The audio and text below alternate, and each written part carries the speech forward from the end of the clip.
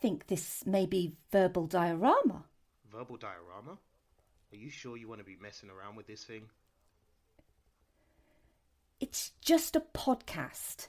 No harm ever came from listening to a podcast. In a world overflowing with movies, we need a hero. Someone to separate the bad from the good. Sounds like a job. Verbal diorama. Watches all the movies from comedy to drama. From the top roll sound. And don't forget the action. She'll watch until the end and then she'll give you her reaction. Movies you know, movies you don't. Prequels, sequels, remakes, and trivia and outtake. Movies you know, movies you don't. Interesting stories, all the categories. Hi everyone, welcome to Verbal Diorama. This is Em, captain of this ship, and we are finally going to talk about The Mummy, and I am so excited to talk about The Mummy. I am very pleased to introduce a special guest, the most elusive man in podcasting, one of the nicest men in podcasting, Jason from WooLongTalks. Hi Jason. Hi everybody. Thank you for having me. Yes, I am indeed the most ubiquitous person in podcasting, and that is a title I'm now going to get printed onto a t-shirt because it's just brilliant. Yeah, because we've tried to do this a couple of times, and it's never seemed to materialise. And I kind of joked before we started recording that I kind of felt like there was a bit of a curse on this particular episode, because, you know, we've tried a couple of times. I couldn't do it one time, then you couldn't do it the other time, but yeah, now we're finally here. We're finally together to talk about The Mummy. Yeah, it's awesome, and I'm delighted to be here. You know, we've myself and Rich at WooLongTalks have really been, you know, just so amazed by the growth of verbal diorama and how quickly it's become, you know, one of the number one sort of names in podcasting for movies. And What? It's, you know, it's amazing. Everywhere I go on social media, I see verbal diorama being talked about and shared, and it's wonderful. You know, I'm the kind of podcaster who loves to see, you know, other podcasters doing well, especially, you know, good people like yourself, Em. So it's an honor to be on the show. Thank you very much for being so patient with us, and thank you for having me. Oh, well, thank you so much, but none of that is true. And It's literally, true in my life, and that's good enough. But, you know, I will pay you that 20 quid later for saying all that. But yeah, that is very nice of you to say, but I'm just like literally one person. Just there's so many people out there who are doing more amazing, brilliant things with podcasting than I am. But I really do appreciate that. That's so kind of you to say, and I feel a bit embarrassed now because I genuinely was not expecting you to say that. But yeah, that is so kind. Thank you so much. And obviously, and the thing is as well, because I look up to you so much that it's wow, that you kind of put me. I don't really know what to say. That doesn't happen very often. Have I messed up the whole plan now? About doing this? No. But that's so kind. Thank you. I just, you know, I would never ever in a million years think that I was, you know, the millionth best podcast out there. So, but I try, you know. But that's very kind. Thank you. I've kind of gone off my train of thought now because I wasn't expecting that. But anyway, obviously I've been wanting to get you on the show for a long time. We last spoke, I believe it was in March, I think, when I guested on your show, and we talked about Captain Marvel, which was literally the first time I'd ever guested on a show, and we had such a fantastic time. And I mean it when I say that you are literally the nicest guy in podcasting, just like full stop. So you were so kind to me, and we had such a lovely chat. And so I was pretty desperate to get you on here, because I was like, I need to have him on here because we need to talk about this. And we mentioned The Mummy, I believe, when we were talking back in March, and I was like, ding, ding, ding, let's do The Mummy, because it's awesome and I love it. But before we go into The Mummy, so what I like to do is I like to just sort of update everyone on what's been going on, sort of on the good ship Verbal Diorama. And obviously this is going to be the first episode that I put out in August. And I've coined it Augstravaganza, because it's a little thing that I wanted to do in August, where I'm actually going to be putting out one episode a week, which is not something that I normally do. It's going to be quite a big achievement for me to do it, but I'm going to try really, really hard. So I have episodes every Sunday in August, and then the final Saturday in August, I have a special episode going out on one of the greatest animated movies ever made, and I haven't announced what it's going to be, and I'm not going to just yet, because I'm also going to be doing like a giveaway and all of that. So basically lots of planning is going into my August. It's going to be super busy, but I'm basically making a little bit of time to guest on some other shows. So yesterday I was on Growing Up Millennial, and we talked about a little movie starring Britney Spears called Crossroads. Oh, wow. Which I'd never seen until last week. Okay. And it was interesting. That's all I'm going to say about Crossroads. Obviously, you'll have to wait till that episode comes out. I believe it's coming out in September, so it's going to be a little while about my thoughts on Crossroads. Yeah, I had a lot of thoughts. And then this month, I've got a couple of guest slots booked on. I'm going on Black Girls Do Stuff Too with Nick and Tiffany. I'm really looking forward to that. It's going to be so much fun because they are super cool girls. Awesome. And then I'm going down under, not literally. I was going to say literally, but that's not right. Figuratively, I mean. And I'm going to be on For Your Reference with Katie and Oti, who are also incredibly cool people. So... and I think some point at this month I'm going to be interviewed by Pulp Cereal, but we haven't actually set a date for that yet, so I'm not sure exactly when that's going to be. But yeah, so my August is going to be busy, but I think it's going to be fun. So, Jason, what have you and Rich been up to recently? Because obviously you've kind of been not offline, but you've not really been around all that much, because I know you've had quite a lot of stuff going on. But you recently dropped an excellent Phase 4 Marvel episode. So, yeah, tell us a little bit about that and about what you and Rich are up to. Yeah, thank you. Yeah, I mean, as you said, it's been a little while. We did a little podcasting gap year, I guess, if you want to call it that.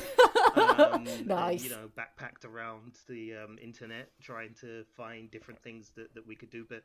On our podcast, and people who are listening to this who listen to WooLongTalks will know, and are probably bored of me saying it, but I'm going to say it anyway. It's not very far off from when I became a father for the first time, so that's been a massive change to my life, and it's been a joyous experience, but a very tiring one. And as a result of that, it's meant that, unfortunately, Rich and I haven't been able to put out as much content as we would like to do with WooLongTalks. But, in between times, we have been kind of sort of squirreling down different ideas and different things that we want to do.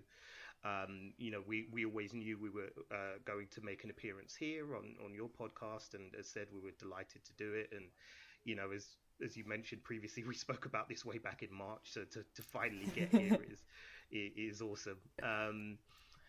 And aside from that, we're putting some plans in place to make a few appearances ourselves. So we will be appearing on a friend of ours podcast called Story by Story, which is from a brand called Mayamada, which is a British manga brand, and they basically make manga books based around animal characters, set in a universe that is not dissimilar to our own, but instead of human beings, it's kind of anthropomorphic animals who are fulfilling the roles of different characters in their stories, and they're currently working on a concept podcast called Story by Story, which involves them having a different guest every week to talk about their favorite story and what that story kind of impact has on them and on the guest. So Rich and I will be appearing on that very soon as well, and we're really looking forward to doing that. Aside from that, we are also working on a series of podcasts. We haven't decided yet on how many episodes long it will be, but we're going to do one about 90s action movies, because Richard and I are both kids of Thatcher's era. We're Thatcher's babies, and so the kind of action movies of the 1990s for us are kind of like a golden age. And that's why I loved your Speed podcast so much, because it was like, oh my god, Speed, because Speed is literally the first movie I went to go and see by myself at the cinema when it came out, because I turned 15 on the day it came out, and I was like, right, I'm going to see Speed. I'm going to take full advantage of this legal status that I now have to walk in legally to a 15 certificate film and sit down and watch it. And I loved it. So it was great to kind of hear your take on the movie and things like that as well. So yeah, we've decided we're going to look up quite a few of those iconic sort of 90s action movies, but also we want to try and focus on some that people have forgotten about as well. So kind of doing our research through that has been a lot of fun and has opened the doors to so many films that we completely forgot about that are actually brilliant, but people just don't talk about anymore. So we're hoping to do that, and we're hoping to entice yourself, Em, onto one of those episodes at some point. So that should be super fun. Sign me up. Yeah, so that will be super fun. So as soon as we've got dates and everything finalized for that, we'll definitely let you know. And aside from that, we are also continuing on the Bebop Rewatch, which is another podcast we do, which is this is quite obscure for your audience possibly, but this is all about us rewatching an anime series called Cowboy Bebop. The reason why it's kind of relevant now is because Netflix have recently announced that they're doing a live action version of Cowboy Bebop. No, coming out really? next year. Yep. And they cast, because I love Cowboy Bebop. Awesome. I genuinely it's something that I've not watched in a while, but yeah, on back in the old days of the internet, my screen name for some websites was Faye Valentine. Oh, sweet. Yeah, I'm not obviously not going to go into which websites, because no one wants to know that. But yeah, I used to love Cowboy Bebop. The theme song was just it's really we cool. always open every episode by saying it's the greatest anime show of all time. And people can get at us if they don't agree.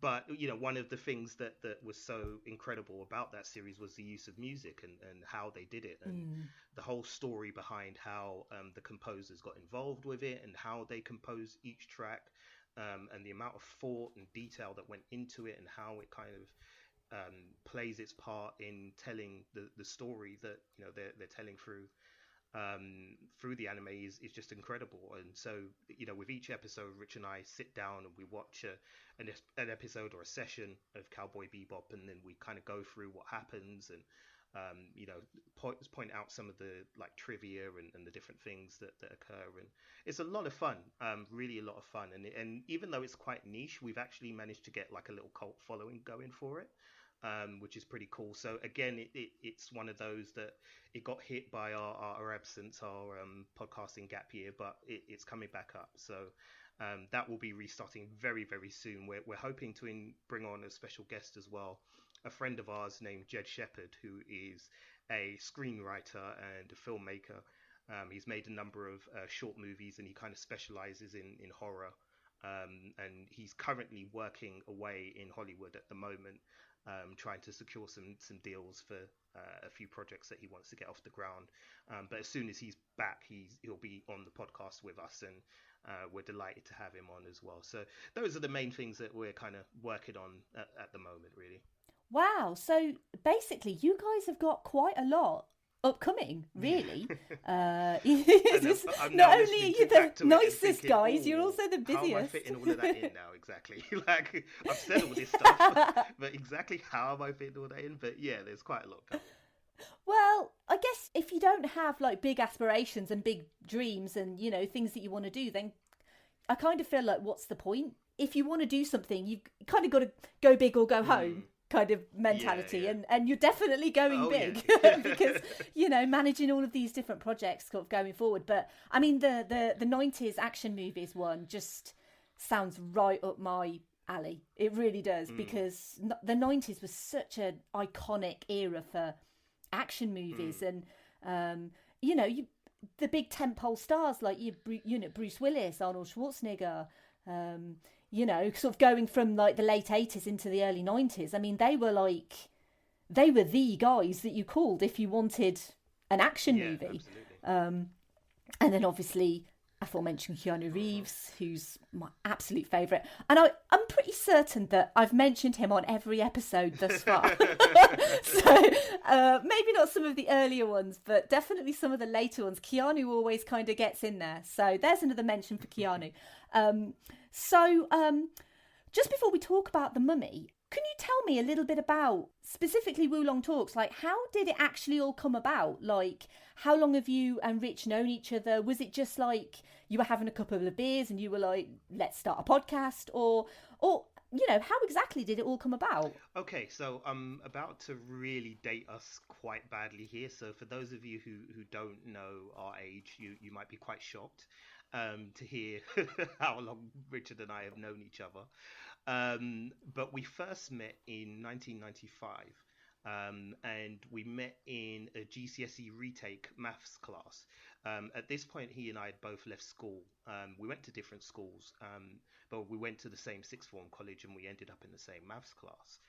And at the time that I started college, I was pretty much a delinquent in a sense that nothing too bad, but I just never took anything seriously. And often before a lecture, I would be high. I have no shame in admitting this now, but yeah, I would be quite high before I went into any lectures or classes. And we had our first maths class, and I didn't want to attend. I was considering bunking it off, and I was like, no, you've got to do it. You've got to pass GCSE math. I already flunked it in school. I've got to do this. So I went into the class. I was really high, and I was late, about 10 minutes late. The lecturer sort of looked up at me with disgust, and I was just like, whatever, man. I'm just here to get my GCSE, get the hell out. And there were no tables free apart from one where there was this little guy sitting at this table with his baseball cap pulled right down over his eyes. And he was the only table that was free. And I was like, oh, I've got to go and sit with this geek. All right, then. So I went and sat down next to him, and I must have pulled out one of my books that I had on me at the time, and it was a comic book. And Rich is like, wait, you read comics? And I was like, yeah. And he's like, oh my God, we've got to be friends. And I was like, huh? Like, because I'm still high at this point. So I'm just like, your energy is way too intense for me, dude. But we ended up hitting it off and becoming friends, and we've known each other really since 1995. And even as early as then, we kind of talked about wanting to do something together where we spoke about, you know, our love for comics, for movies, for popular culture. But we had no idea how to do it back then. You know, podcasting wasn't even a thing back then. You know, blogging wasn't even a thing back then. This is back in the days of dial-up internet, and you know, where it took half an hour to actually connect, and then if somebody called your landline, the internet connection would drop out. Yep. You know, and your modem would make that noise when it was trying to connect you. So, you know, we're talking a long time ago here, people. And you know, as I said, we always kind of knew we wanted to do something, but we just didn't know kind of how to do it. And you know, the years went by. We went through so many things together, and to the point where, you know, Richard is no longer even my friend. I consider him my brother now, and he the same with me. And we always kind of held on to this idea that we were going to do something. And then in 2016, we finally kind of cottoned on to so there's this thing called podcasting. Oh, what's that? And then, you know, I started to listen to a few podcasts, and I said to him, look, dude, we can do this. Like, this is something we can do, man. Like, it doesn't require a lot of effort. Let's do it. So we tentatively kind of put out a test episode. And it did really well, and we freaked the hell out and did nothing again for a year. so, so we were like, what? Like, now there's pressure. People expect things from us, man. Like, what is this? What are we doing? So eventually in 2017, we were like, no, come on, let's make a proper go at this now. Let's give this a go. And so we did. We decided to set up WooLongTalks, and as we were talking about Cowboy Bebop earlier, the name WooLongTalks, for those of you who are Cowboy Bebop fans, you'll know that the currency they use in Cowboy Bebop is Woolongs. And because we were both massive Cowboy Bebop fans, we wanted to kind of try and find a way to work that into the title of the podcast, and thus sort of WooLongTalks was born. And it's been an incredible journey since 2017. We've had the opportunity to interview some amazing people. We've met, cosplayers, we've met writers, we've met filmmakers, and these are all, people who are working independently as well, which was one of the kind of big things we really wanted to do. Was we wanted to meet people who were were forging their own path in the world, and were trying to do something for themselves, rather than somebody affiliated with a big brand or a big label. Because that kind of attention is nice, but it's also, I think, awesome to kind of look out for the little guy a little bit, and for people definitely who are just coming up. So we've had the opportunity to do that. It's been incredible. It's been an amazing ride. It's so much fun. We've met some amazing people just like you. And we're just super happy to be a part of the podcast gang, really. So that's how we got here.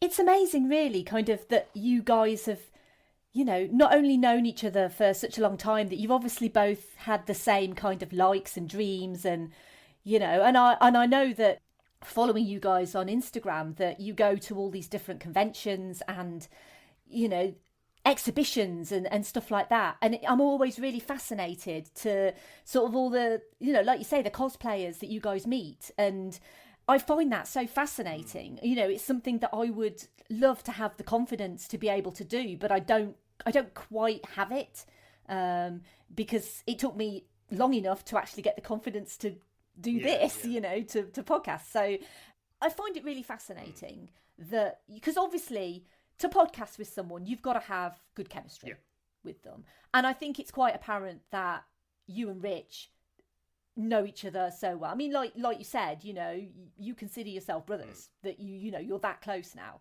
And I think that definitely comes across in your podcast, is that, you're more than friends. You are like kindred spirits, really, in a way. And I know that you don't always get on, you don't always agree with each other. Oh yeah, that's which part of being a family, isn't it? Well, exactly. And I always quite like that, because a lot of the podcasts I listen to are partnerships. So whether that's like husband and wife or good friends or whatever. And I really like it when sometimes you get a little bit of banter, between the two hosts, because it makes it feel like a real relationship that, that those people have. And it's always really nice to kind of hear that, because like you say, you can't always agree on everything. But, and from my point of view, I always agree with myself. So I always find it quite refreshing.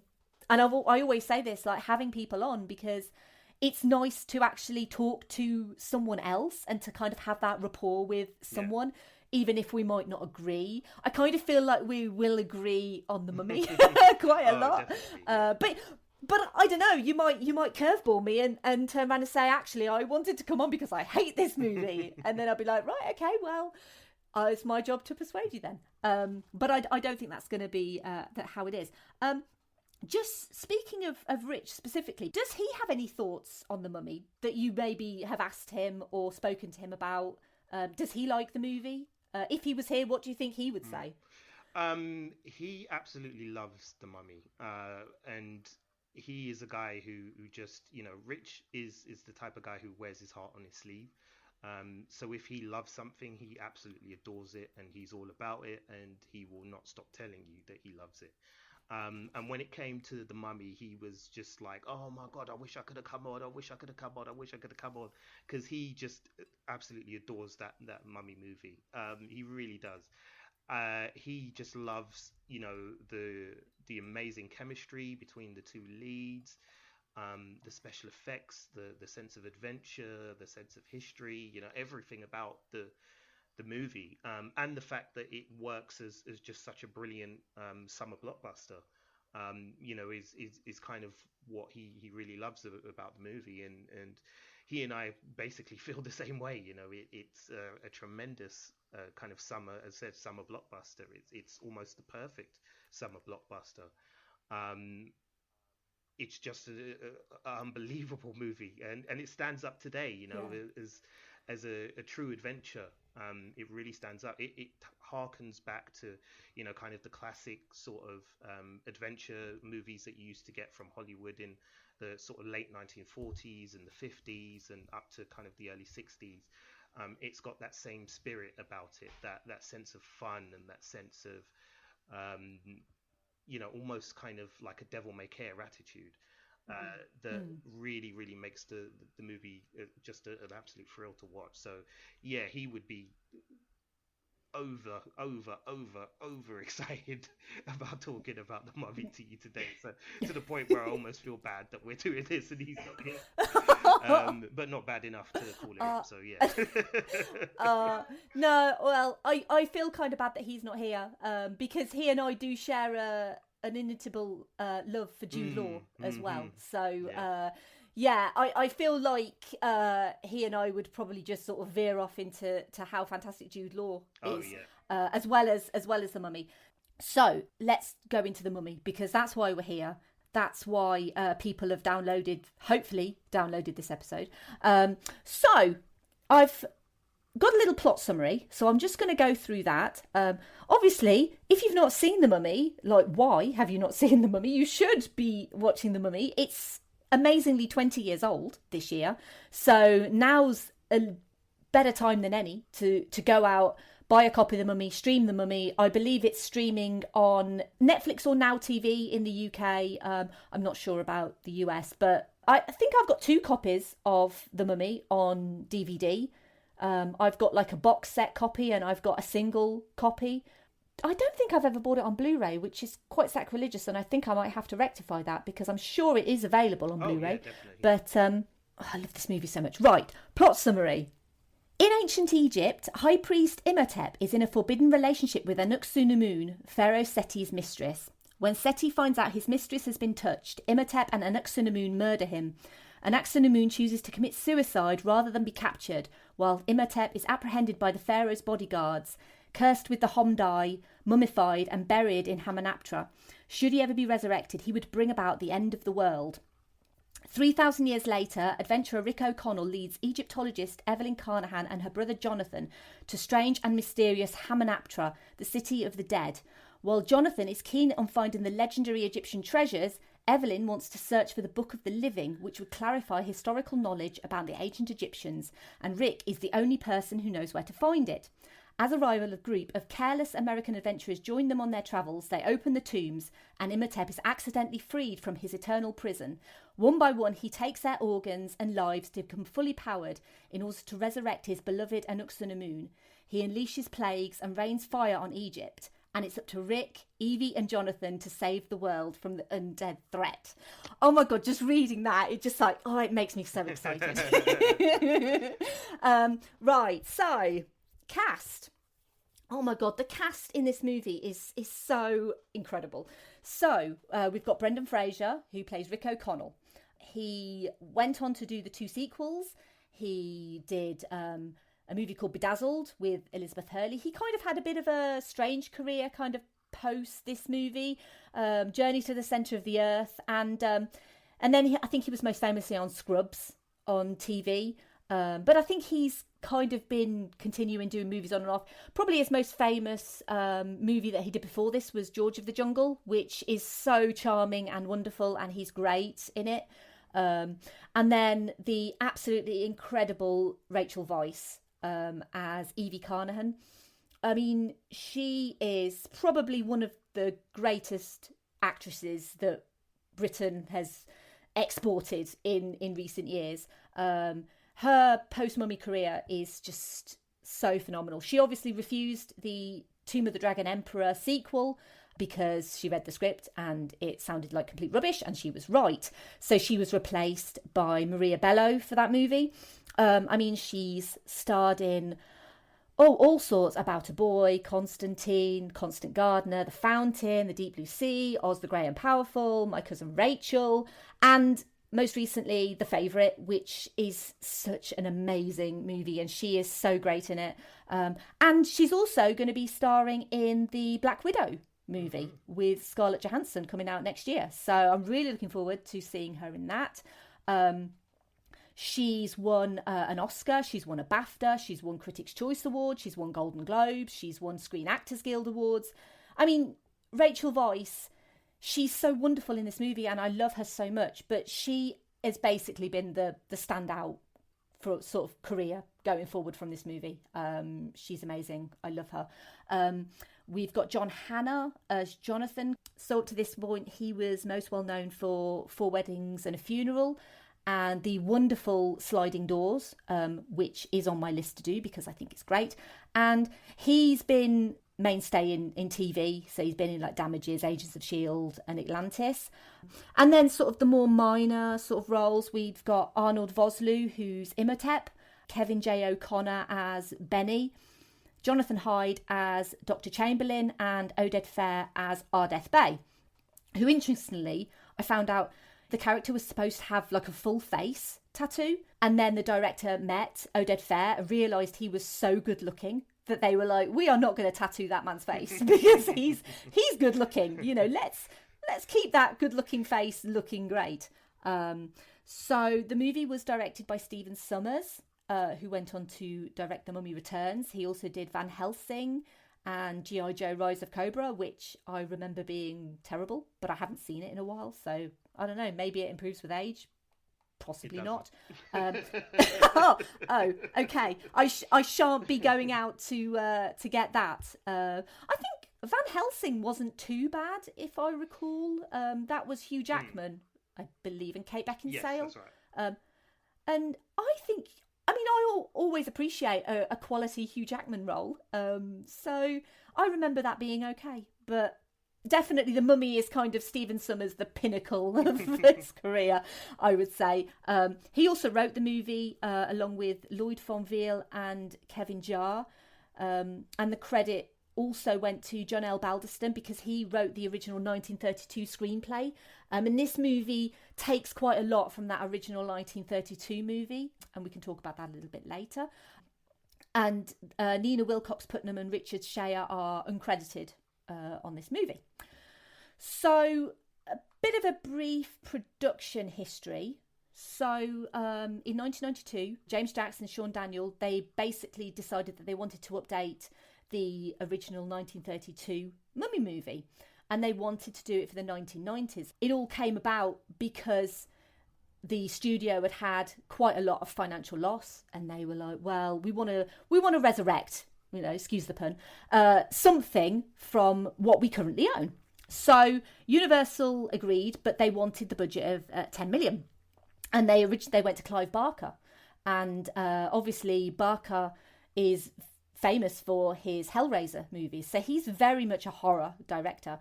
And his vision for the movie was violent, dark, sexual, and filled with mysticism, which sounds very interesting, and a mummy movie that I think I'd quite like to see. But after several meetings, Barker and Universal parted company, and then they went to Joe Dante, who was obviously famous for directing Gremlins. And his idea was Daniel Day-Lewis, who was like some brooding contemporary mummy, and it was focused on reincarnation with this love story element. And some of Joe Dante's ideas, such as the flesh-eating scarabs, they actually did make it to the final project, but they would have basically blown the budget. So it was rejected. And then George A. Romero had a bit of a stab at it. He had this zombie-style horror vision, similar to Night of the Living Dead, which included this tragic romance and ambivalence of identity.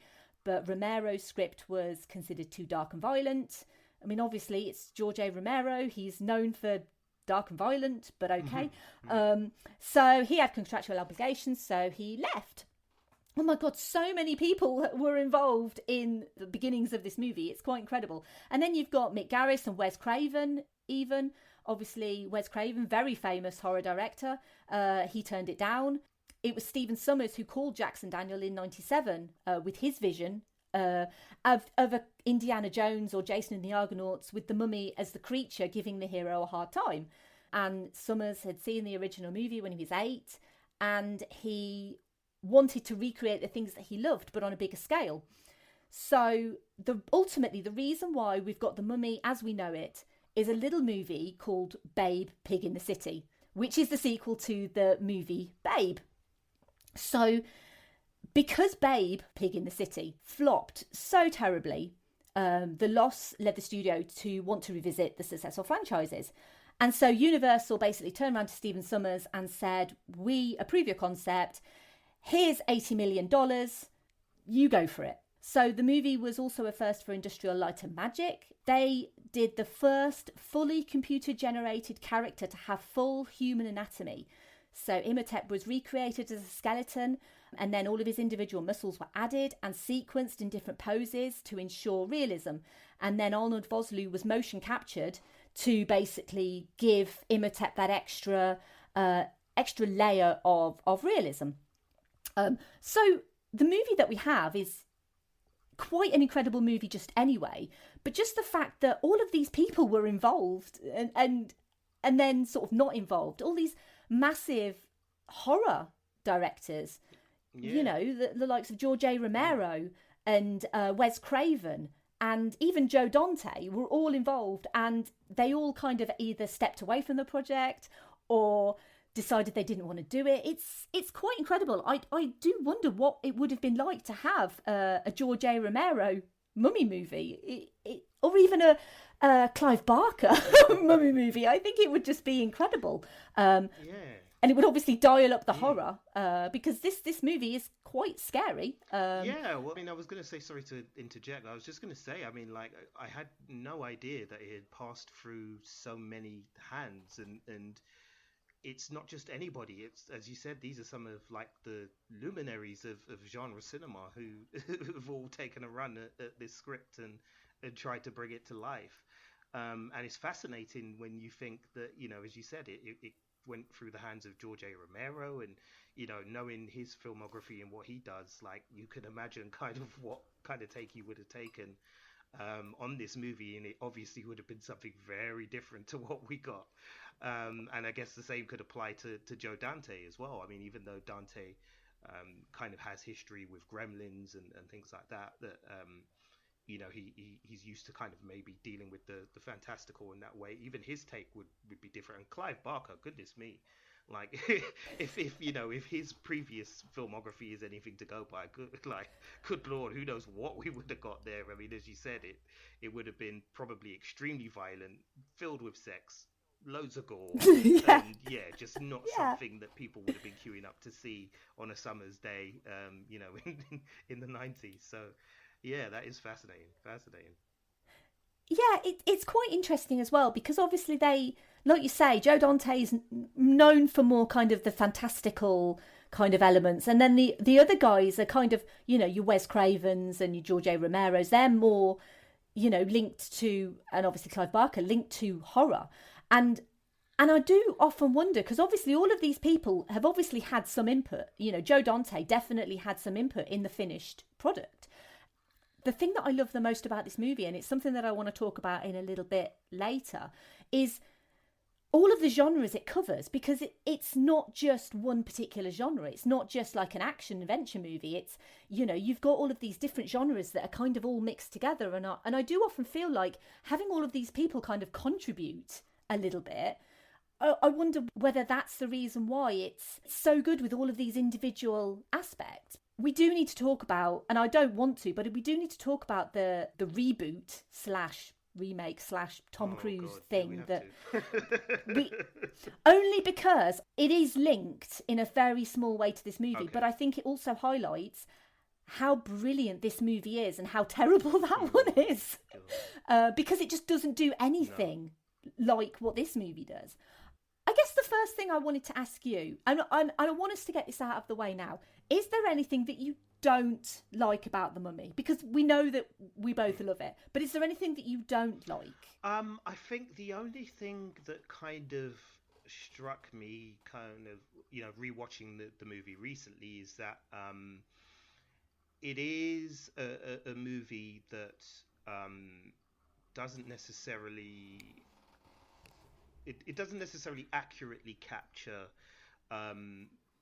all the historical elements of ancient Egypt, and I guess if you were to take this movie as it is today and release it in 2019, they might have some problems in terms of the representation within the movie, and the fact that there is very little in the way of actual Egyptians involved in kind of key roles in the plot, and as said, the they're tiny nitpicks about the portrayal of ancient Egypt that in today's climate might be perceived as being a little bit insensitive.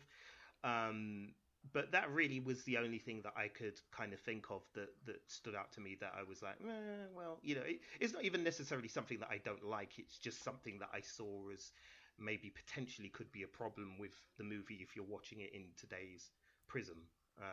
But otherwise, I really struggled.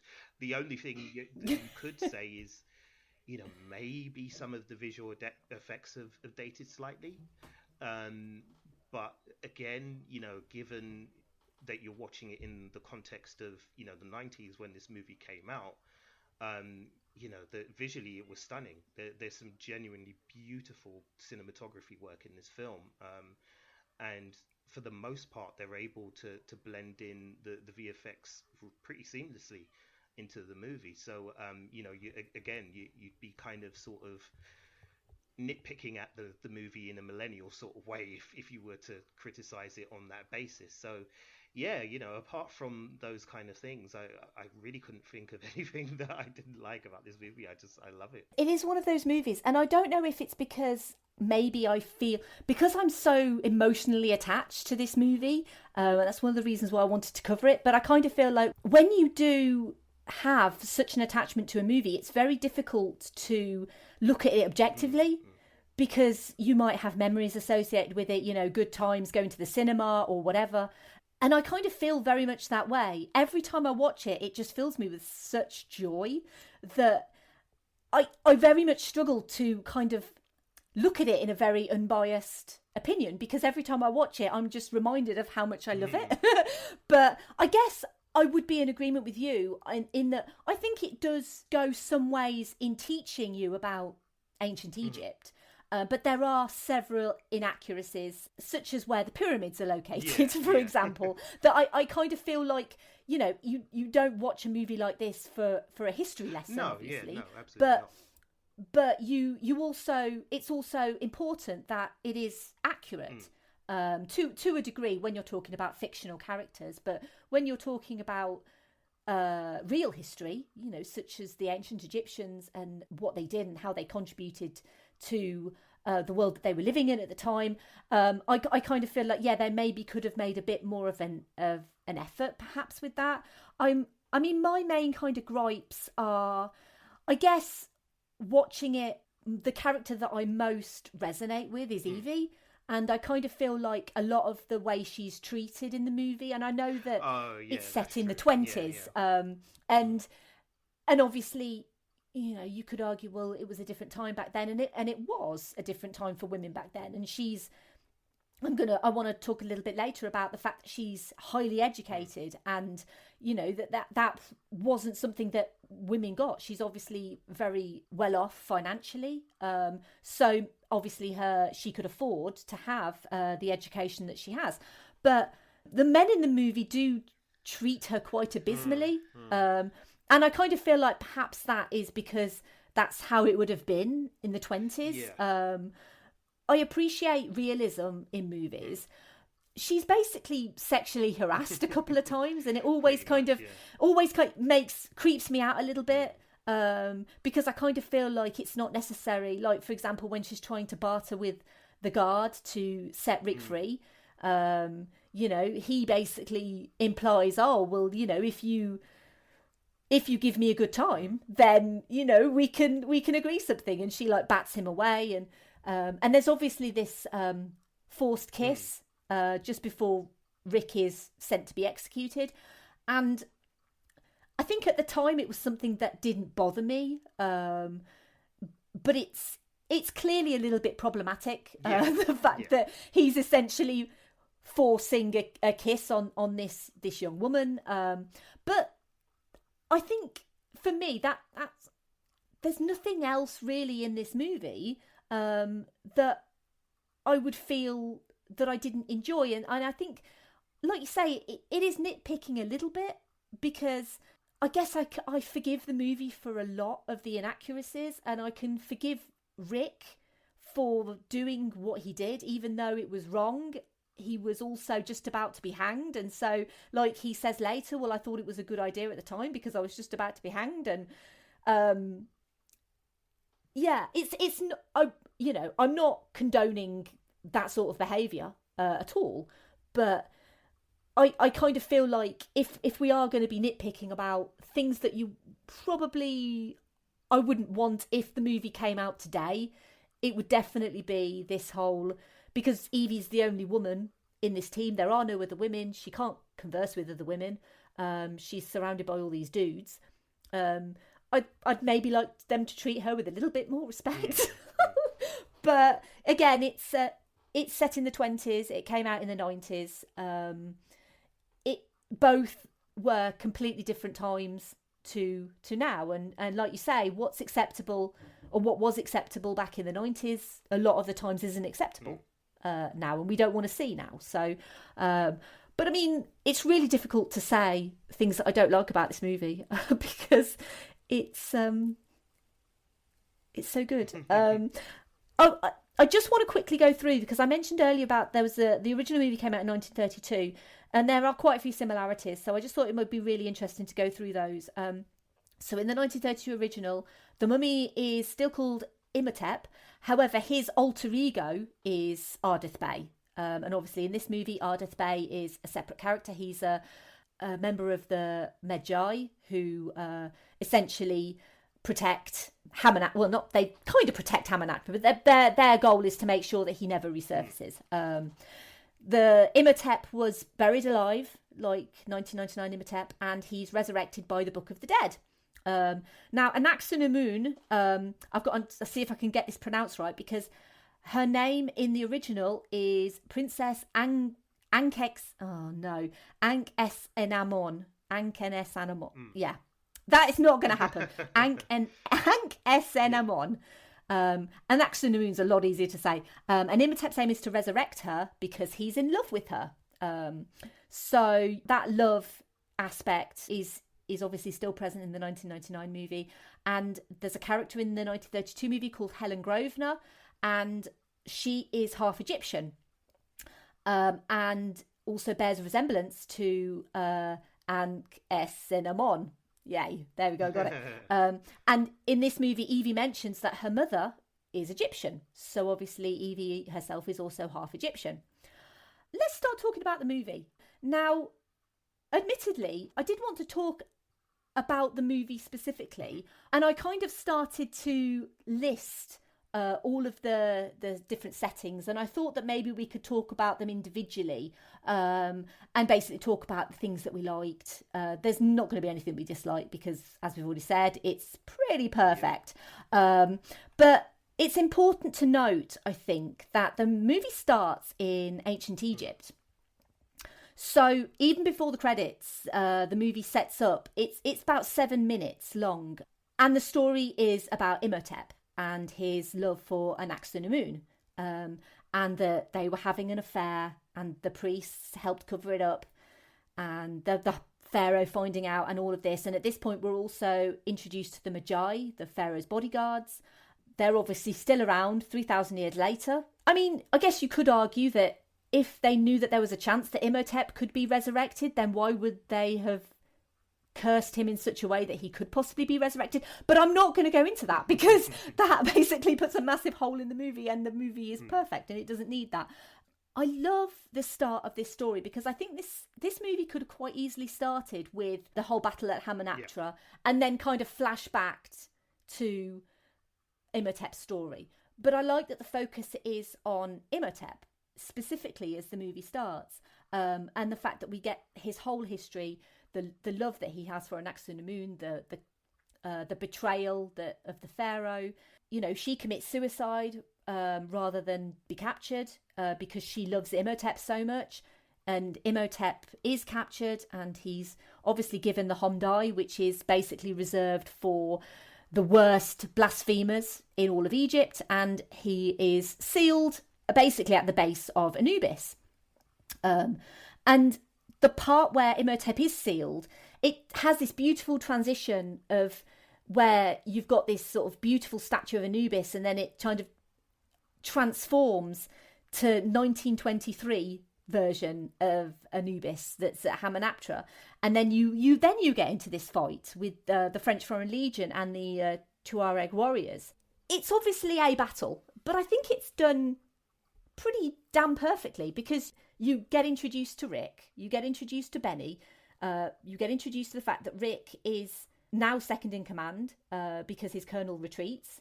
So you get this sense of how brave Rick is and how cowardly Benny is. Because Benny is quite an interesting character in that he's very much the comic relief and he's a complete snivelling worm. But you kind of still care about what happens to him. And then you get this lovely scene where all of the Tuareg warriors, who were real in the 1920s, apparently, the atmosphere changes because they're in Hamunaptra, and then you get that lovely kind of reveal of the face in the sand that you know that something's not quite right. I mean, what do you think about that opening scene at Hamunaptra? Yeah, I mean, it's a really perfectly pitched battle. It was very much kind of for me, it was very almost kind of Indiana Jones in terms of the way it was done, in terms of the way it was shot, and the way it was choreographed. And one thing I wanted to say as well is, rewatching this movie, is my goodness, the stunt work on this film is amazing, absolutely amazing. I mean, I hope that the people who were involved in that side of the film, you know, were well remunerated for what they did, because my goodness, like that opening battle scene has got some incredible stunts in it where people are flinging themselves off horseback and all sorts of stuff, and you're looking at it and you're thinking, oh god, that poor guy is going to really hurt in the morning because he's absolutely been thrown miles off of this speeding horse. You know, and the idea of the Foreign Legion fighting these forces, and the way it's kind of staged is just absolutely brilliant, like really brilliant. But just hopping back really quickly to the actual opening of the film, what I love about that is that it reminded me so much of some of the films that I used to watch with my mother when I was young. My mum was, well, still is a really big fan of Christian epic movies, and one of those, our favourites, was the Ten Commandments with Charlton Heston, and part of that is set around ancient Egypt. And you know, I'm sure most of you who've gone to a Christian school at some point in your lives have heard the story, but you know, the way in which the Mummy opens up and its recreation of ancient Egypt and the politics, even though the scene is very short, it's extremely evocative of that type of a movie. And so straight away I was kind of sucked in, and I was given exactly the same kind of feelings of just wonder and awe at how this ancient kingdom was built and thrived and you know, really flourished. And they do just such a grand job of that. And even though, yeah, as we said, nitpicking, technically they put the pyramids in the wrong place, you know, it was wonderful to see that recreated so lovingly on the screen. And I'm sure Stephen Sommers must have taken some influence from some of those biblical epics of the early days. And then it's funny because then the battle at Hamunaptra is almost like his kind of nod to the work of David Lean and Lawrence of Arabia and things like that. It kind of gives you that sense. So you can definitely see the different influences that Summers had throughout this movie, and those two kind of scenes are just perfect as homages to that type of storytelling, really. So yeah, it was a terrific start to get the movie off to. And if you're somebody who has never seen the movie before, if you're not drawn in by the first sort of 5 to 7 minutes of the movie, then I don't know what else to say to you, because it's just wonderful. Yeah, it's the scenes at ancient Egypt as well. They're so lavish. Yes, yeah. It does remind you of those old epic movies that obviously cost so much money to make, back in the day. And obviously this was not a cheap movie. They obviously did lavish a lot on the special effects, and it's very apparent that a lot of love and care went into this movie. And I think that's one of the things that I love so much about it. Like you say, is it pays tribute to so many kind of classic movies, but it also kind of has its own style. I just feel like so many movies nowadays are made because the studio obviously wants to make money, which is fair, of course, it's a business. But exactly, but it's kind of, well, we want it to make money regardless of the quality. And I think that's one of the reasons why the new Mummy movie failed so terribly, was they didn't care what was in it. They didn't care about a coherent story or a character that we cared about or anything like that. They just wanted to make as much money as possible. And what better way than to use the name of a movie that specifically had so much love and care and attention that went into the production, which I think this movie does have. I think that you could look at some scenes now and think, it looks a bit dodgy, but you're always going to do that with slightly older movies anyway, as technology progresses. But yeah, I completely see what you're going to, especially things like the Lawrence of Arabia connection and everything like that, because it does feel very much like they are kind of picking maybe from older movies and paying homage to them. And obviously you mentioned before Indiana Jones, which is, I think, one of those movies that this movie gets compared to most often because of the action adventure style. It feels very reminiscent of an Indiana Jones movie, but I kind of feel, and I know this is probably going to be sacrilegious, but I'm going to say it anyway, I would sit and watch this movie more than I would sit and watch an Indiana Jones movie, but that's just because of just the love that I have for this. So the plot then moves forward 3 years. So we're now in 1926. And Evie Carnaghan is a librarian at the Museum of Antiquities in Cairo. So we're introduced to Rick in the previous scene. So we know all about Rick. But at this point, we don't know who this woman is.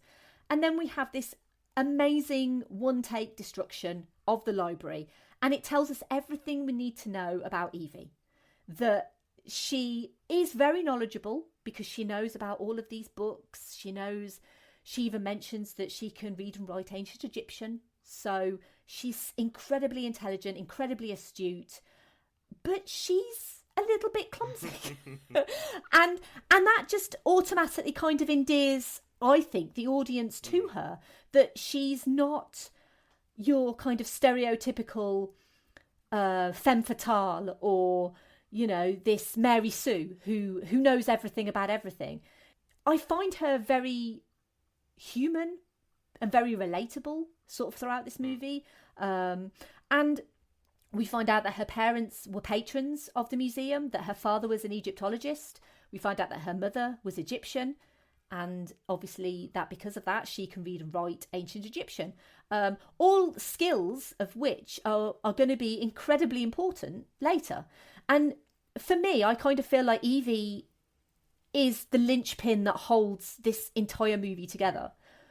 I feel like without Evie, this movie would not be anywhere near as good. And I think that Rachel Weisz as always, I mean, she's incredible, but I think in this movie, she just brings such a warmth to Evie, and a naivety to her, because she's so young, and obviously she doesn't really know much about the world. She's going to obviously figure all this out at some point. And then we're obviously introduced to her brother Jonathan, who's milking the family fortune on booze. He's very irresponsible. He's immature. He's a goofy idiot. But interestingly, he's found this puzzle box, which contains a map to Hamunaptra. And he got it from a dig in Thebes, which is a lie. Because we also find out that he's a frequent liar. He lies to everyone. He lies to his sister. He basically says, I lie to you more than anything because you're more gullible than anyone else. But interestingly, the museum curator is a guy called Terence Bay. And they show the map to him, and he accidentally catches it on fire. And it's interesting because rewatching the movie multiple times, you can clearly see that he is trying to catch this map on fire. When he's holding it to the naked flame. But Evie is undeterred because she wants to find Hamunaptra, because it's this legendary city. It contains all this legendary treasure, and it contains the Book of the Living. They find out that Jonathan did not get it in a dig in Thebes.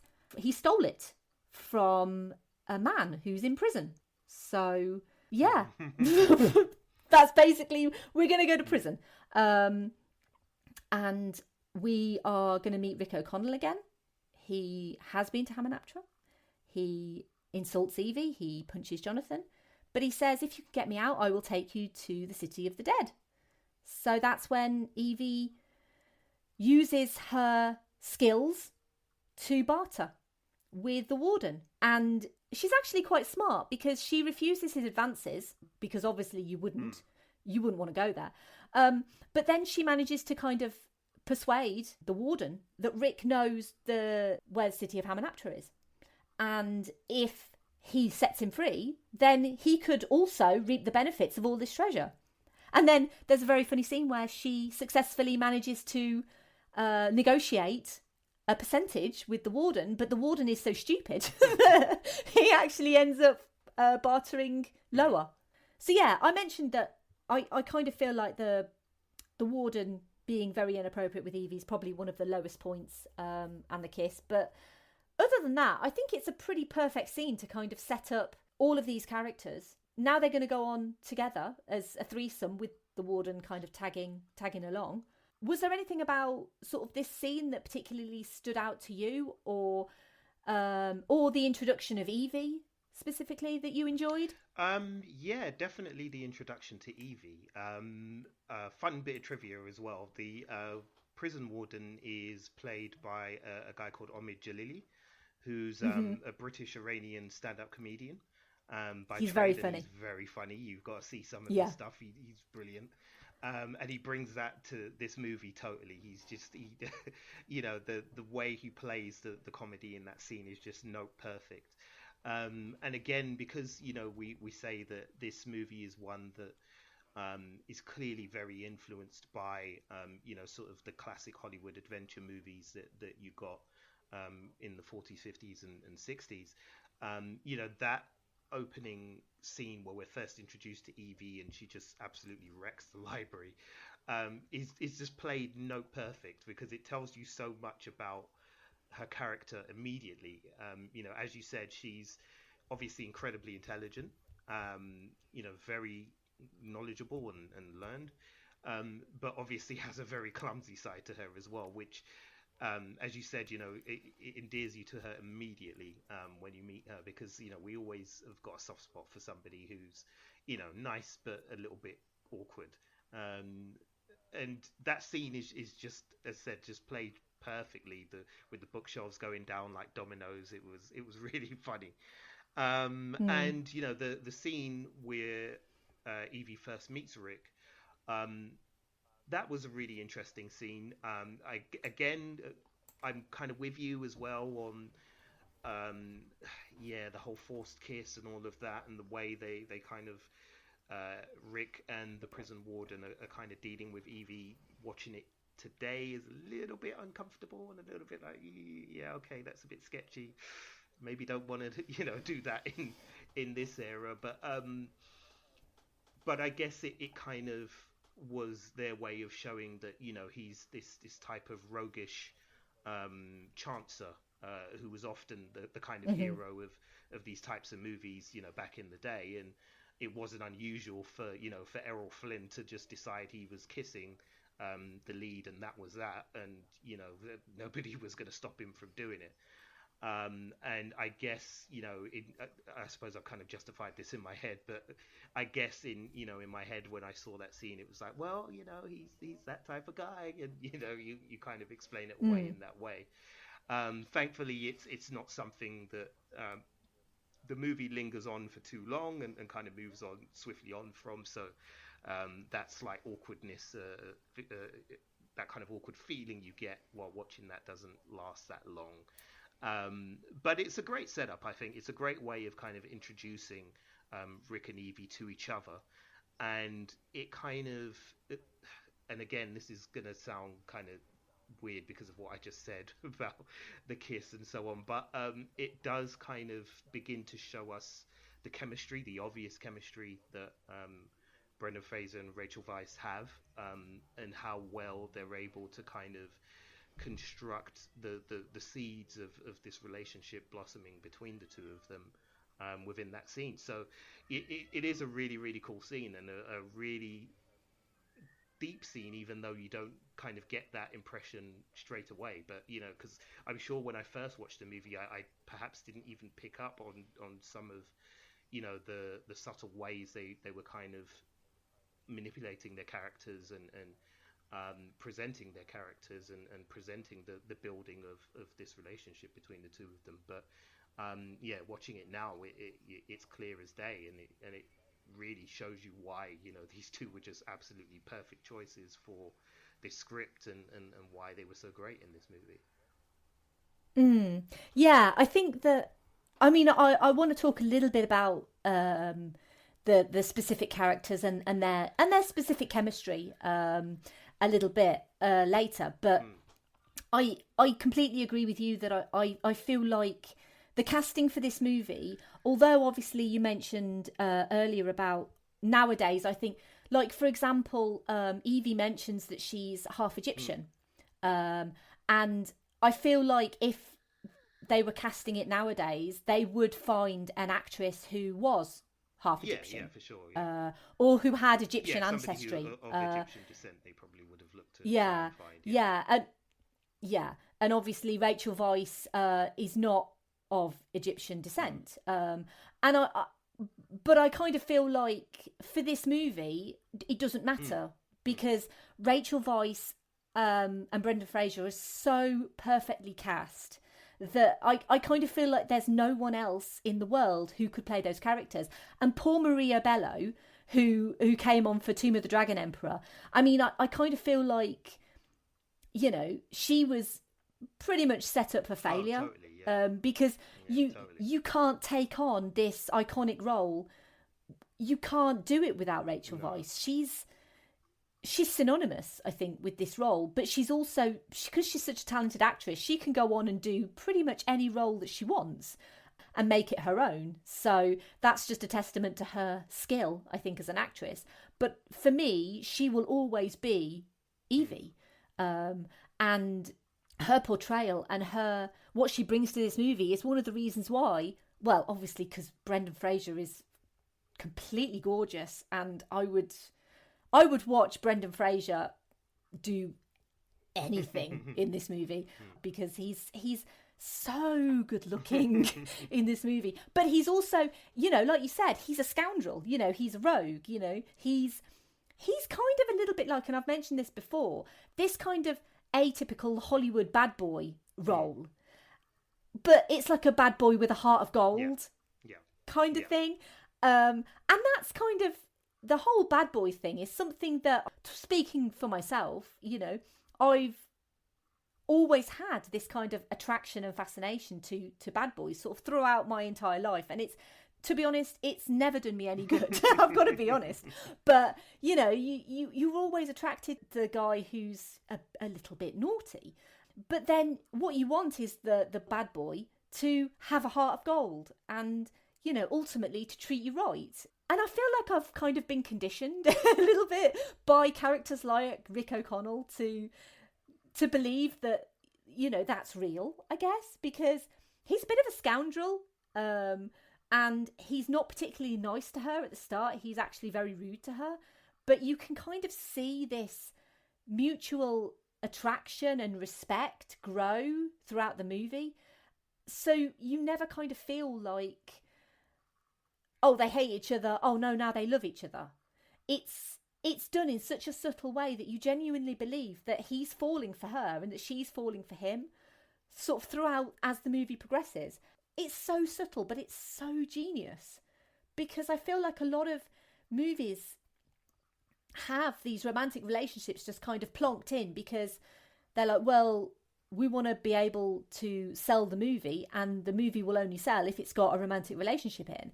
Where I always felt with this movie that the romantic relationship is in there, but that's not, the focus is never on Rick and Evie, because the main romantic relationship is Imhotep and Anaxunamun and their love. And the whole Rick and Evie thing is kind of a little bit secondary.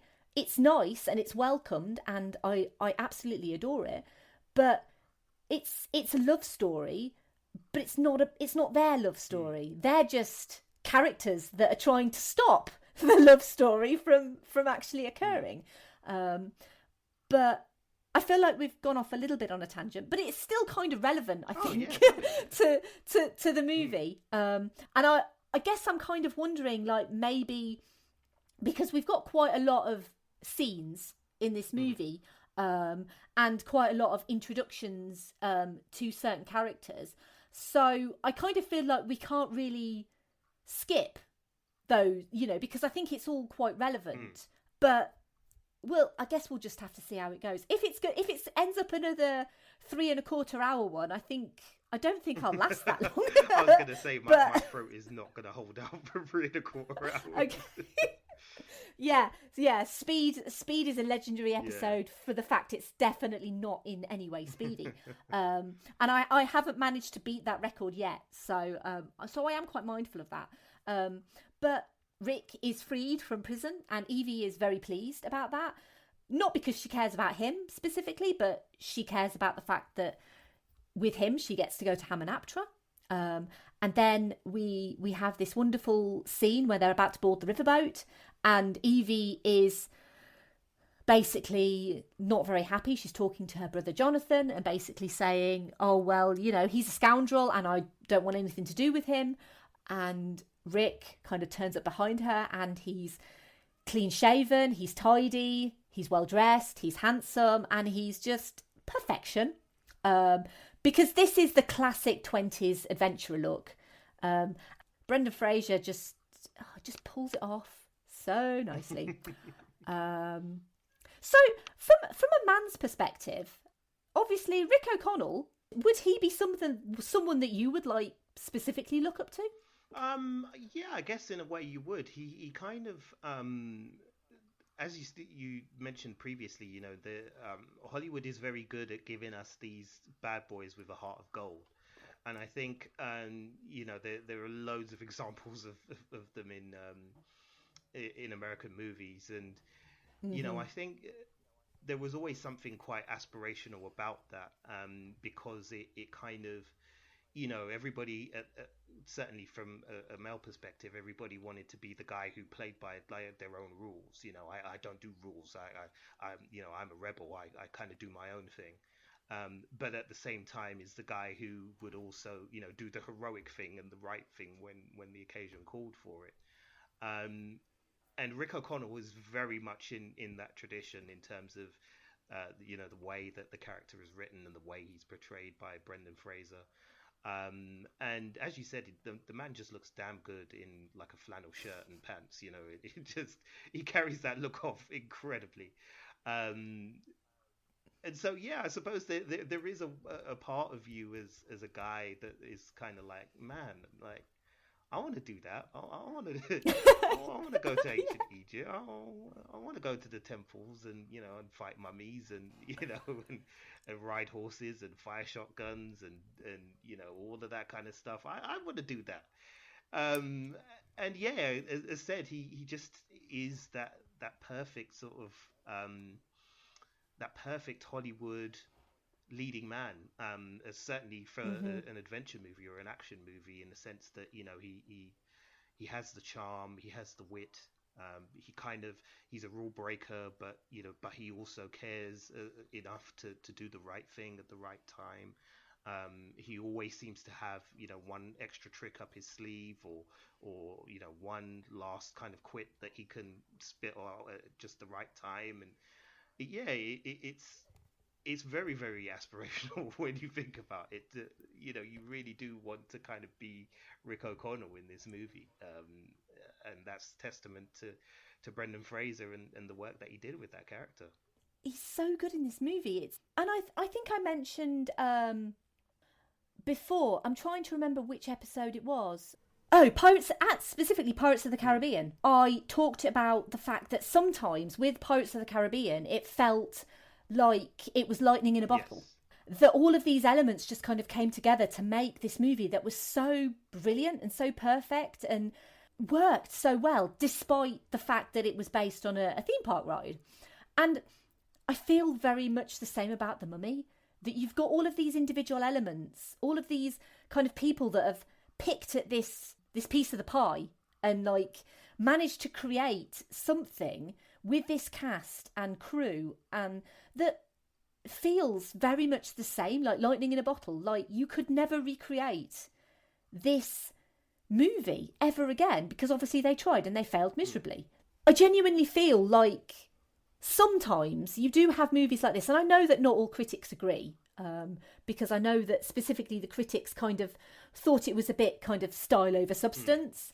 And I think you could argue, like you mentioned, it doesn't really go into the history of ancient Egypt all that much.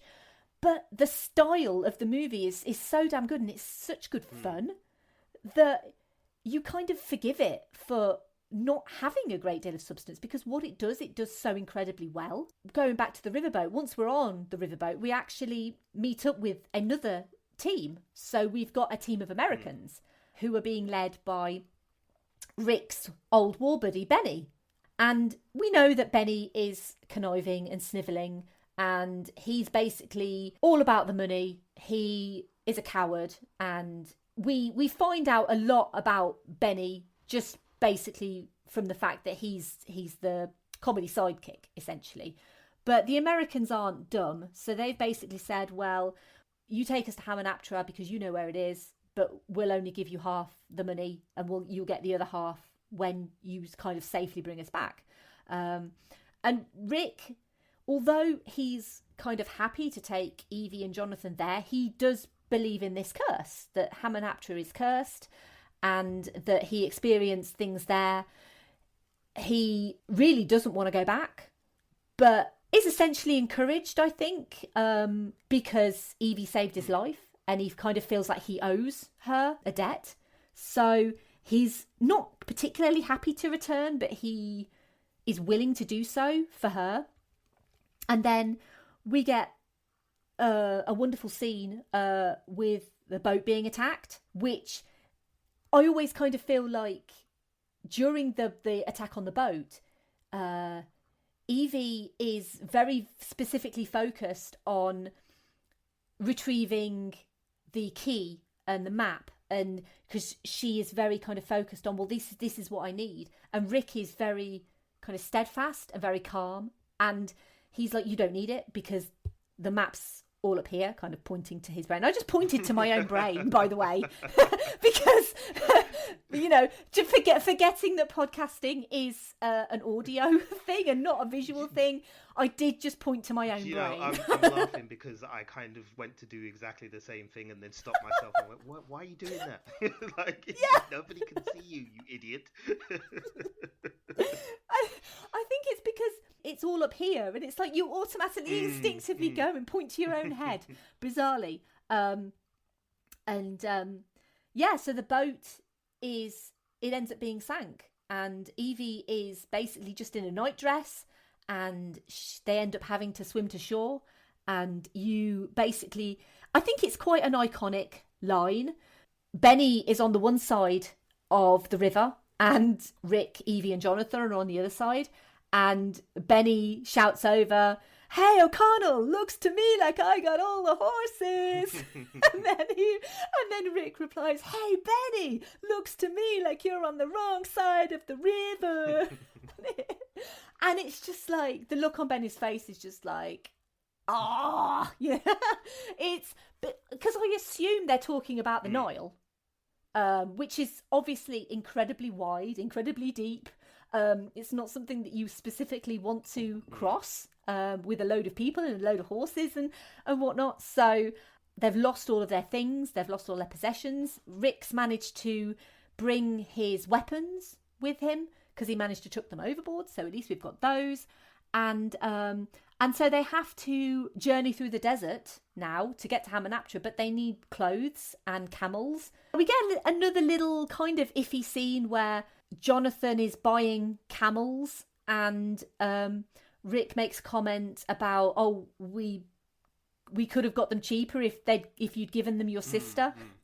And I'm like, yeah, that's another kind of little bit problematic thing, about selling your sister to the owner of the camels. But yeah, so they obviously need to buy clothes and whatnot for their journey. And Rachel Weisz is looking resplendent in this kind of beautiful gown with this headdress. And I mean, she just looks beautiful anyway in this movie, but she's just like, I think Rick is like, wow. And everyone in the whole world is all like, wow, because she's so gorgeous. But it's essentially now a race to Hamunaptra. Yeah. And so it's kind of funny, though, because they kind of meet up at the same time together, the two teams. So you've obviously got Rick and Evie and Jonathan, and then you've got the Benny and the Americans. And they all kind of meet up, and they're obviously waiting for this this vision of Hamunaptra to appear, which honestly still kind of doesn't make sense to me, that you have to wait for the sun to be in a certain angle in order to see where Hamunaptra is. And I kind of feel like that's maybe a little bit of the mysticism coming through, that it's like a mirage or something. But again, I forgive this movie for a lot. So I forgive the fact that you have to wait for this mirage to show in the desert before you can find Hamunaptra. Because then it's basically just a race, which Evie wins, which is wonderful because she's on a camel and and she loses control of her camel, which is such a wonderful thing. And Rachel Weisz really sells the fact that she loses control of her camel and just kind of goes for it. And the look on her face is pretty priceless. And then we arrive in Hamunaptra, which is basically like Evie's playground. She knows pretty much everything that there is to know about this place and where things are supposed to be, and the history of the area, and because obviously the Americans have got a guy on their side, and I can't remember the character's name off the top of my head. Oh, it might be Chamberlain. Yes, I think is his name. Yeah. And he's a bit of like a stuffy professor kind of type, and he even kind of mentions specifically, something like they're led by a woman. What does a woman know? And then it cuts to Evie, and she's just basically listing off all of this knowledge about the pharaohs and Hamunaptra and the Book of the Living and where things are supposed to be. And it's just, this movie does such a great job of really highlighting Evie. I actually read an old script, sort of one of the first iterations of this script. And the first iterations of this script that I read, there was a lot more downputting of Evie generally, basically saying that all women are rubbish and don't trust a woman. And honestly, like so many lines of, well, women don't know anything. And I like that they left this line in purely to kind of highlight just how little the Americans know and how much they underestimate Evie, which actually kind of just propels Evie into an even better character, in the sense that, because a lot of the time, specifically women are told that they don't know anything. And I always find it quite gratifying to prove people wrong, that I do actually know some stuff. I don't claim to know a lot about a lot, but there is some stuff that I do know. And if someone tells me that I can't do something, then I'm automatically going to prove that I can. So I kind of feel like Evie is never told that, oh, well, you know nothing. But because she's just so knowledgeable, she just kind of wows us anyway. She doesn't have to be told that she knows nothing, because she's probably been told her whole life by, stuffy English professors and Egyptologists and whatnot that she isn't as good. She even mentions the Bembridge scholars have rejected her again because, they don't feel like she's good enough. And the Bembridge scholars are obviously a bunch of stuffy arseholes, aren't they? Because she clearly does. And she wows us with all of this information in the tombs. They end up sort of crossing, because they want to dig in a certain place and the Americans want to dig there as well. So you end up with this little standoff, and Evie's the one who actually kind of calms it down and says, look, there are other places to dig. We'll leave the Americans here. And to be honest, it's the best thing that they could have done, because that is obviously where all of the organ jars are. It's the one that's booby trapped. So a load of Egyptian, I assume, well, they're like workers, aren't they? They're a bit like worker bees, but I assume they're slaves. Yeah. I mean, I wasn't 100% sure either with that scene. I mean, I'm assuming that they are, labourers, I guess, the work hands. I don't know if they were necessarily slaves, but certainly it's not like they would have been getting a pension and healthcare and all of that with the job. So, I imagine they worked for a bowl of food a day or something like that, and that's what it was. But yeah, I was unsure about that as well. Yeah, they were kind of like, we'll get these guys to do the stuff that we don't want to do, and they end up getting a load of ancient acid in their faces. This movie, it doesn't kind of step away from the gore. No, it doesn't. It is actually quite scary in places. I know my mum specifically, when she found out I was doing this movie on the podcast, my mum doesn't listen. I've downloaded the episodes for her, but to be fair, they're not movies that she really is interested in. But she's just happy that I'm happy, so she downloads them. But I can safely say my mum's not going to be listening to this one, because my mum does not like this movie at all. Right. She finds it so scary, and I'm just like, Mum, it's not that scary. She's like, it is. She's genuinely quite frightened of this movie. She doesn't like the scarabs. She doesn't like the horror elements. I think she likes everything else, but she doesn't like the mummy itself, and she doesn't like the horror. But in parts it is genuinely quite scary, because the effects are still so good.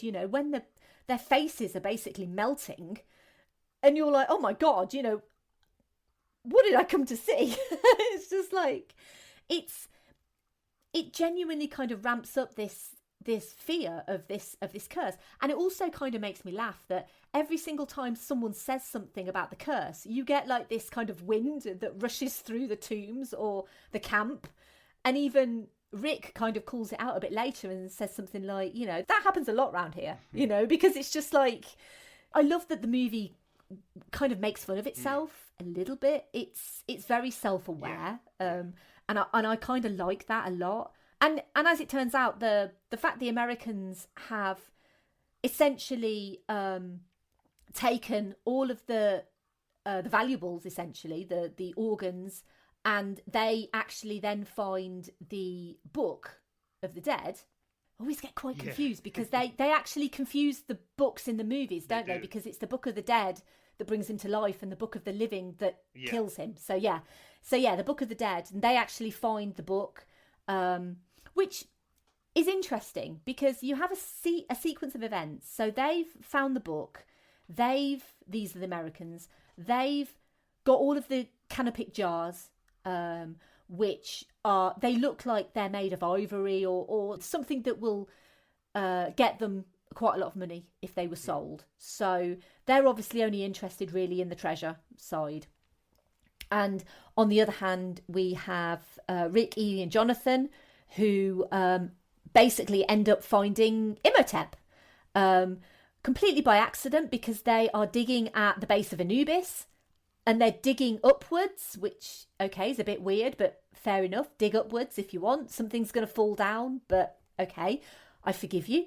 And they find a tomb, and they have the key necessary to open it, and they find something that is, well, they call it juicy. It's obviously not really decomposed properly. It doesn't look like it's 3,000 years old. You would expect it to be dust. When you dust. Yeah.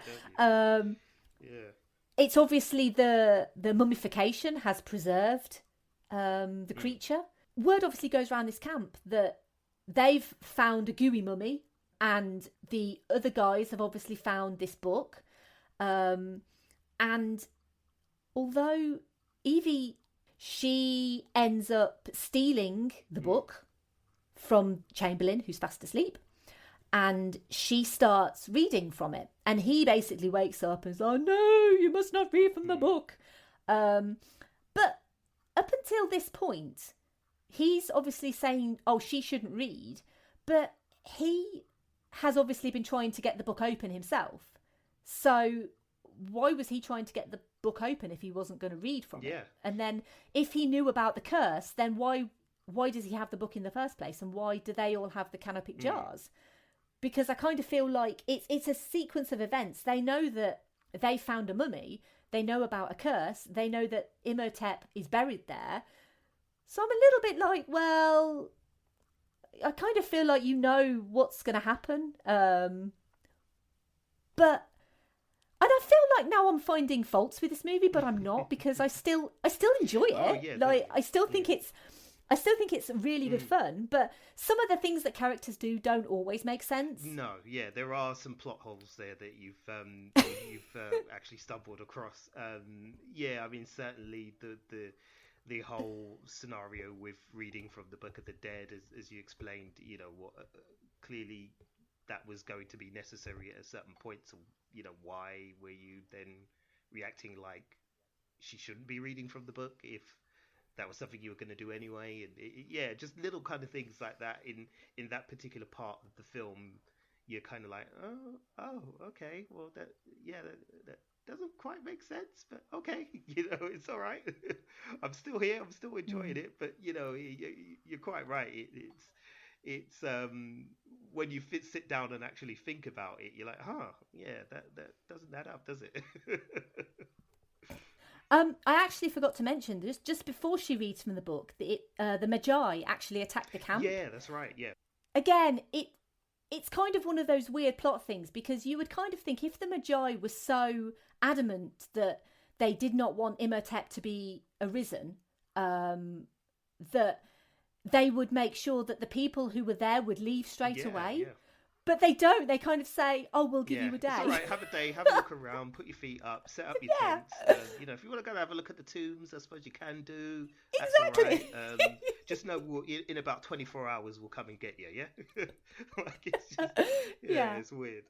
It is weird, but again, I forgive it. And I kind of feel like it genuinely doesn't bother me, all of these kind of weird plot things, because, you know, it's like, well, the plot says that we need to be in Hamunaptra, and the plot says that she needs to read from the book, and the plot says that we need the Magi to turn up, but we don't want them to actually do anything. We just want them to be a bit menacing. And I kind of feel like, although you've got these plot holes, it doesn't affect your enjoyment at all. Because sometimes I think that plot holes can really detract from a movie, and you can kind of spend a lot of your time going, but why did they do that? Like, it doesn't make any sense. Yeah, sure. But with this, it's still so interesting, and you're kind of quite attached at this point to these characters and their journey, that you kind of want the Magi to give them a day, because it's like, well, if the Magi don't give them a day, then how are they going to, free Imhotep? How is he going to start raining destruction on the world if the Magi don't give them a day?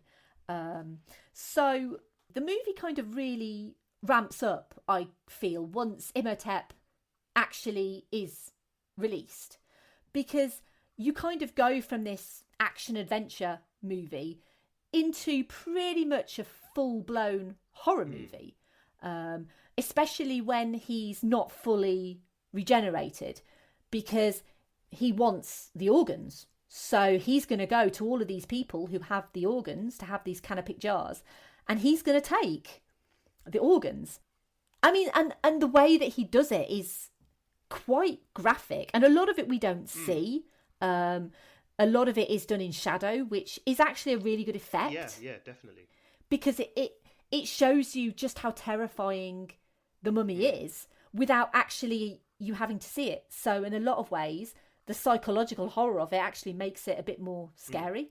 In the tombs, obviously, when the mummy actually is met for the first time, and we have Evie specifically meeting him, there's obviously this connection that Imhotep has with Evie, because he obviously needs essentially a human sacrifice, because he still loves Anaxunamun so much after 3,000 years that he wants her back. And the only way to get her back is to find a human sacrifice. And this is also kind of where the Indiana Jones aspect comes in, because in the tombs you have quite a lot of hidden doors. So characters end up in places where you wouldn't expect a character to end up. But you also get some really great comedy, because Rick eventually finds Evie and shoots Imhotep, and then they basically escape, and then the Magi come back and they're like, oh, you have unleashed the creature, blah blah blah, and Rick's like, I got him, I killed him. And he's quite kind of cocksure in a way, but that is kind of the attitude that I think he kind of would have, because he's like, well, I shot him, like, it's not a problem, like, he's gone, but obviously doesn't realise what Imhotep is, and what it all means, basically. So obviously I feel like I'm talking quite a lot and that you're not really getting a word in edgeways, and I'm really sorry, but I love this movie so much, I just want to talk about it. Imhotep has been released, and with all of those scenes sort of after, so Evelyn's just read from the Book of the Dead, and you get like the glorious kind of scene where she's reading the Egyptian, and it's kind of the camera's zooming in on this mummified body, and it all of a sudden just kind of roars, this massive roar, like, and all of the scenes kind of following. Like, is there anything that you specifically wanted to input on those scenes that I obviously haven't rambled on about for the last 20 minutes? Please feel free. Well, I mean, you've pretty much covered like the bases, really. It really is wonderful the way that this movie manages to seamlessly kind of transition, as you said, from action and adventure into horror. And I can totally understand why Mama Verbal Diorama is not a fan of the horror elements here, because one of the things that the director does very well in this film is he really kind of knows how to play with tension, and he uses the visual effects in the right way, in a sense that they're even whilst there are these fantastical scenes like the scene you just mentioned with Imhotep being reborn and being revitalized, and going to when he attacks the Americans and starts taking their body parts and things like that. I know I'm jumping ahead a little bit, sorry. That's fine. Taking the body parts and things like that. And even though it's we're not shown everything, they cut away from certain scenes, and as you said, they use cast shadow instead, which is a really, really clever thing to do, and something that Hollywood used to do again quite often, but kind of almost lost the art of doing that, of being seen yet unseen with certain things. and that particular scene with Evie reading from the book and Imhotep really reincarnating and coming to life again is just, it's all classic horror stuff. You know, you can see all of the influences that Stephen Sommers kind of brought to it visually, from things like Nosferatu and kind of some of the Frankenstein movies, and with sort of Boris Karloff, those kind of classic movies, and the way that he kind of plays with the effects in those scenes is really, really phenomenal, and it just creates this tension and this dread, and you kind of got a bit of a knot in your stomach when that scene is coming, when he starts to come to life again, and then he lets out that shriek, and you're just like, oh, and you jump about sort of 10 feet out of your seat. It's wonderful. It's all really brilliant examples of how this movie, just as you said, just kind of classically and brilliantly and seamlessly just kind of switches between genres in a way that in other movies can be quite jarring sometimes. Here it's done perfectly, and it all seems to just make sense when you watch it. So yeah, that's a really, really crucial part of the movie from a plot point of view, and from just an audience experience point of view. For me, that's really where the movie then becomes this intense kind of chase movie, which I'm sure we'll get to in a moment with more details on that. But yeah, I mean, aside from that, you, as you said, you've pretty much hit the nail on the head there. So I really can't add much more to what you said. It was all perfect. I feel like I'm, like I say, finding little things that aren't quite right, but I still think it's so perfect. And I really do. And let's get to obviously the chase, because the mummy himself, he obviously is wanting to get these organs. Basically, they say that up until he gets everything that he needs, he won't be at full power. So it's only when he gets the final organ that he needs. And it's actually quite horrifying, really, because he specifically takes a character's eyes, and the guy has like holes in his eye sockets. It's quite gross, and it still looks really good, actually, as an effect. The mummy is between the man and Evie, and Evie obviously recognises him as one of the Americans and asks him for help. And then all of a sudden the man is like, my tongue, he took my tongue. And then that's when the mummy can actually speak. And he obviously speaks in ancient Egyptian, which Evie understands what he's saying, which I think is pivotal to the actual movie itself, because I think she could have quite easily been damsel in distress, but she's not. She's the only person who actually understands what he's saying when he's speaking. So she knows that he's calling her an Axunamun, and he is obviously quite infatuated with Evie. They end up leaving Hamunaptra eventually. The mummy is still not fully powered. They basically escape. Essentially, they're going to return to Cairo.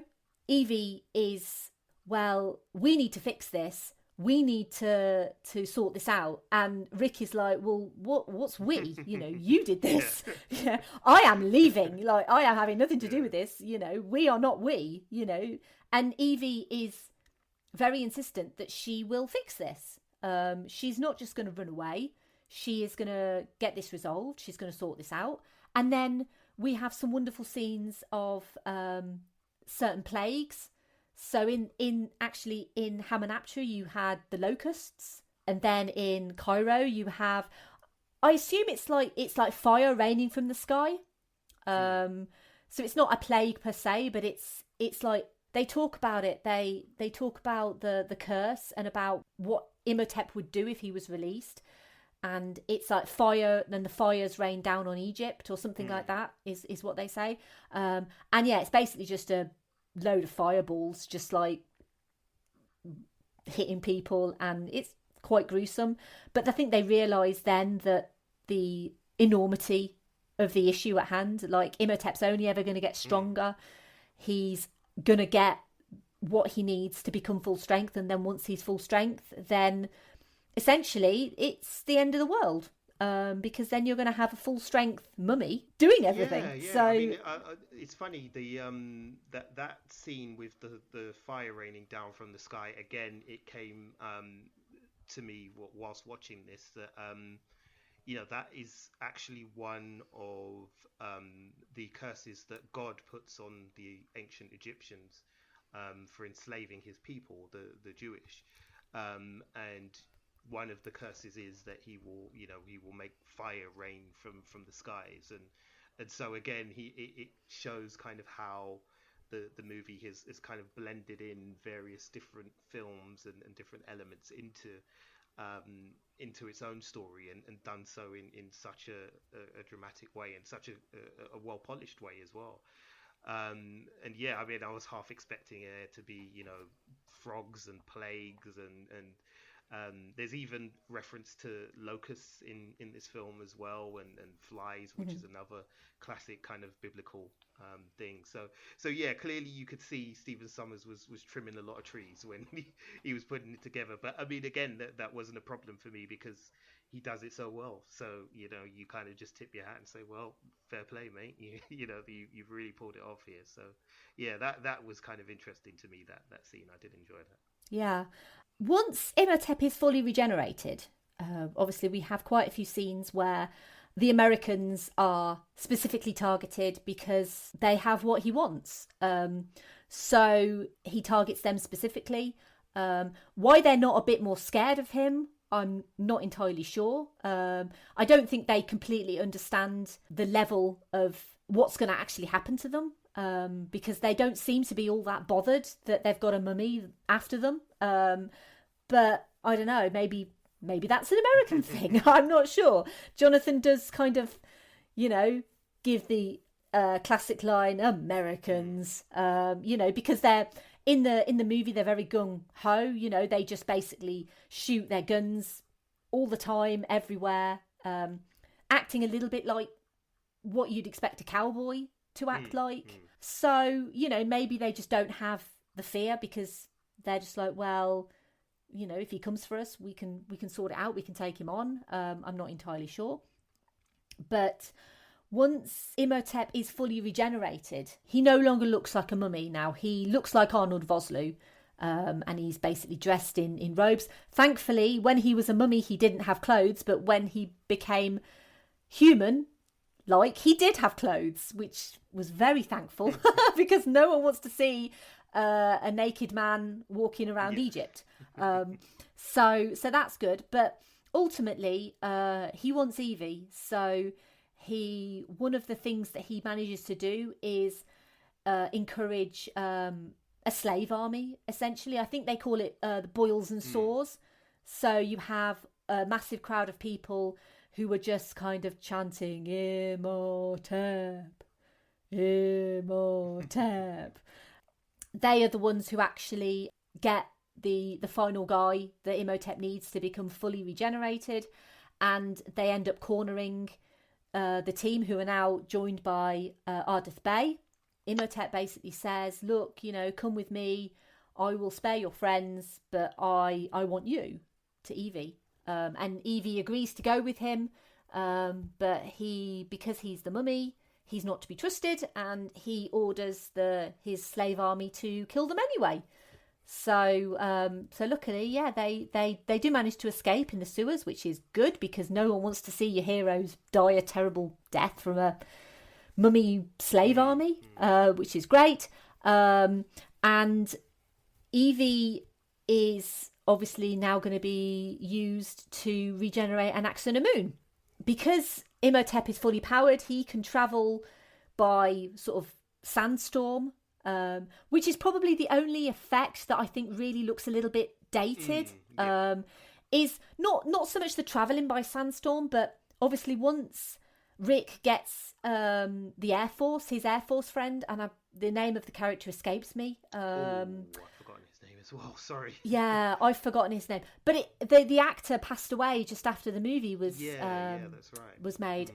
It's basically a retired Royal Air Force gentleman who is all like, oh, tally-ho, yeah, let's kill those bad guys, proper like stereotypical English Air Force pilot.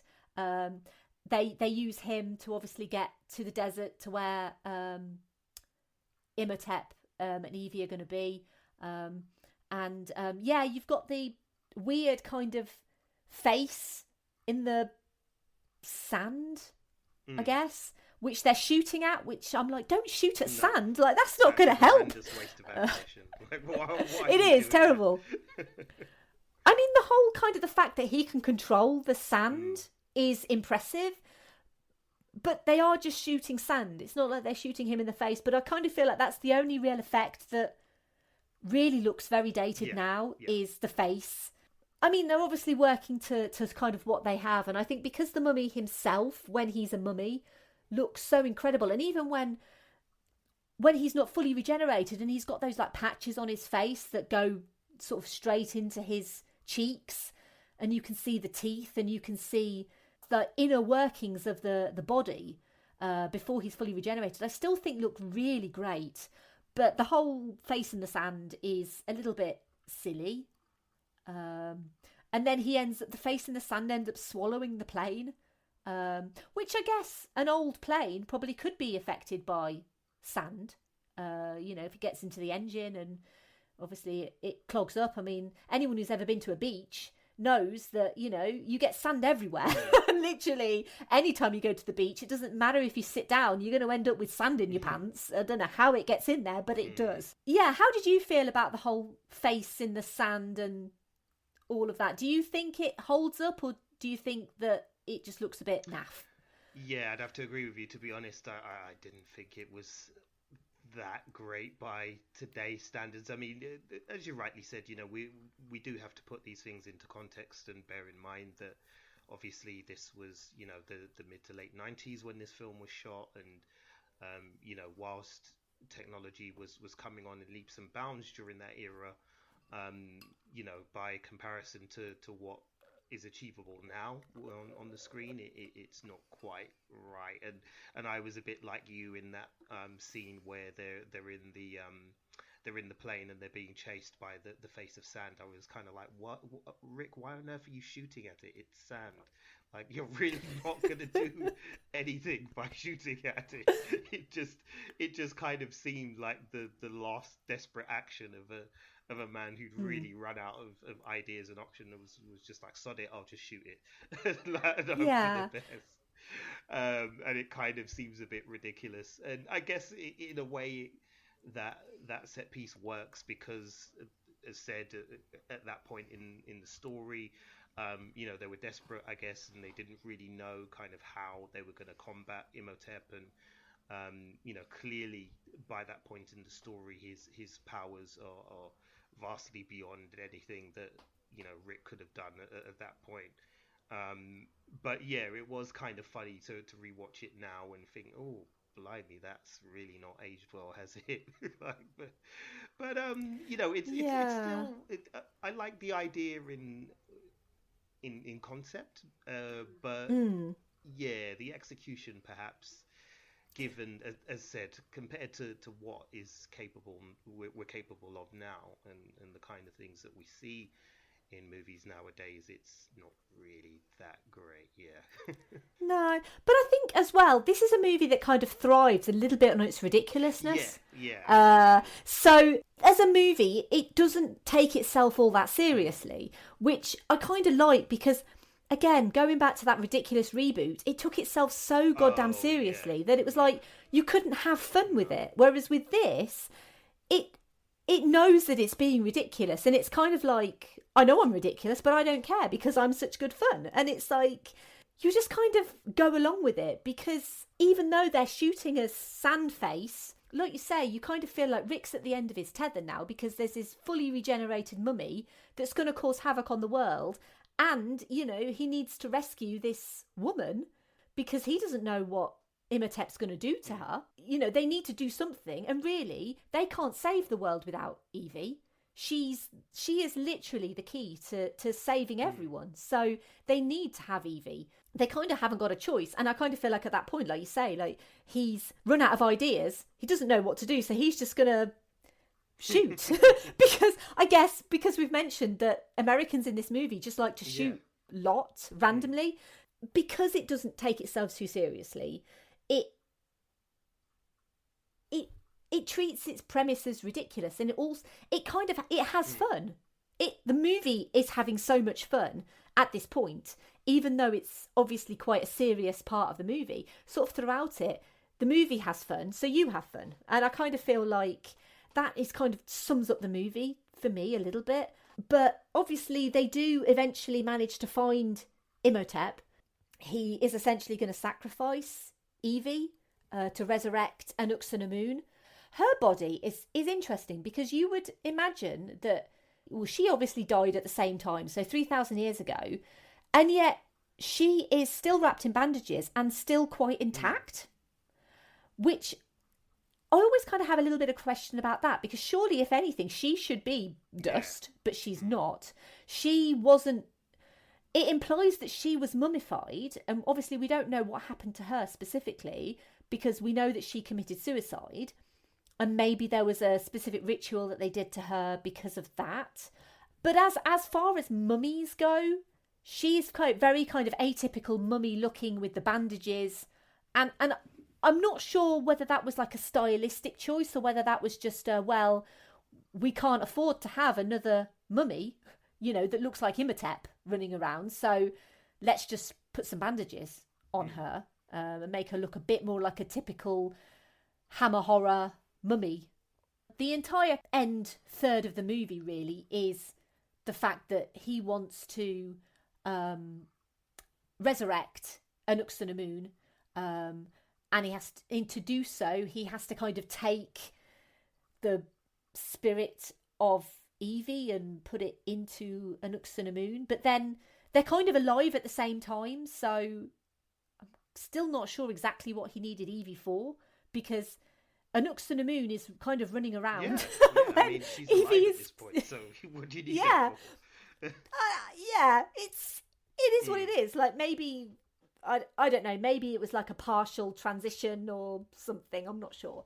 But yeah, and then you get this kind of wonderful scene with Rick, who kind of jumps into the scene and frees Evie, sort of partially, and then he gets attacked by mummies.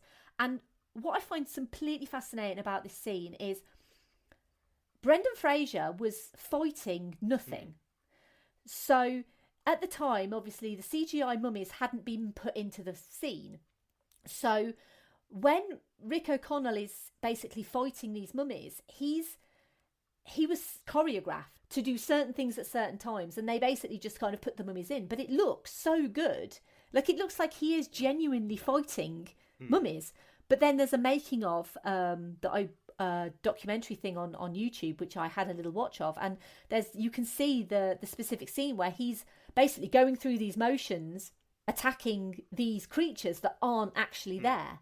And we forget sometimes that obviously a lot of work in movies nowadays is done on green screen, so actors are acting against nothing or against a tennis ball on a stick, but back then it was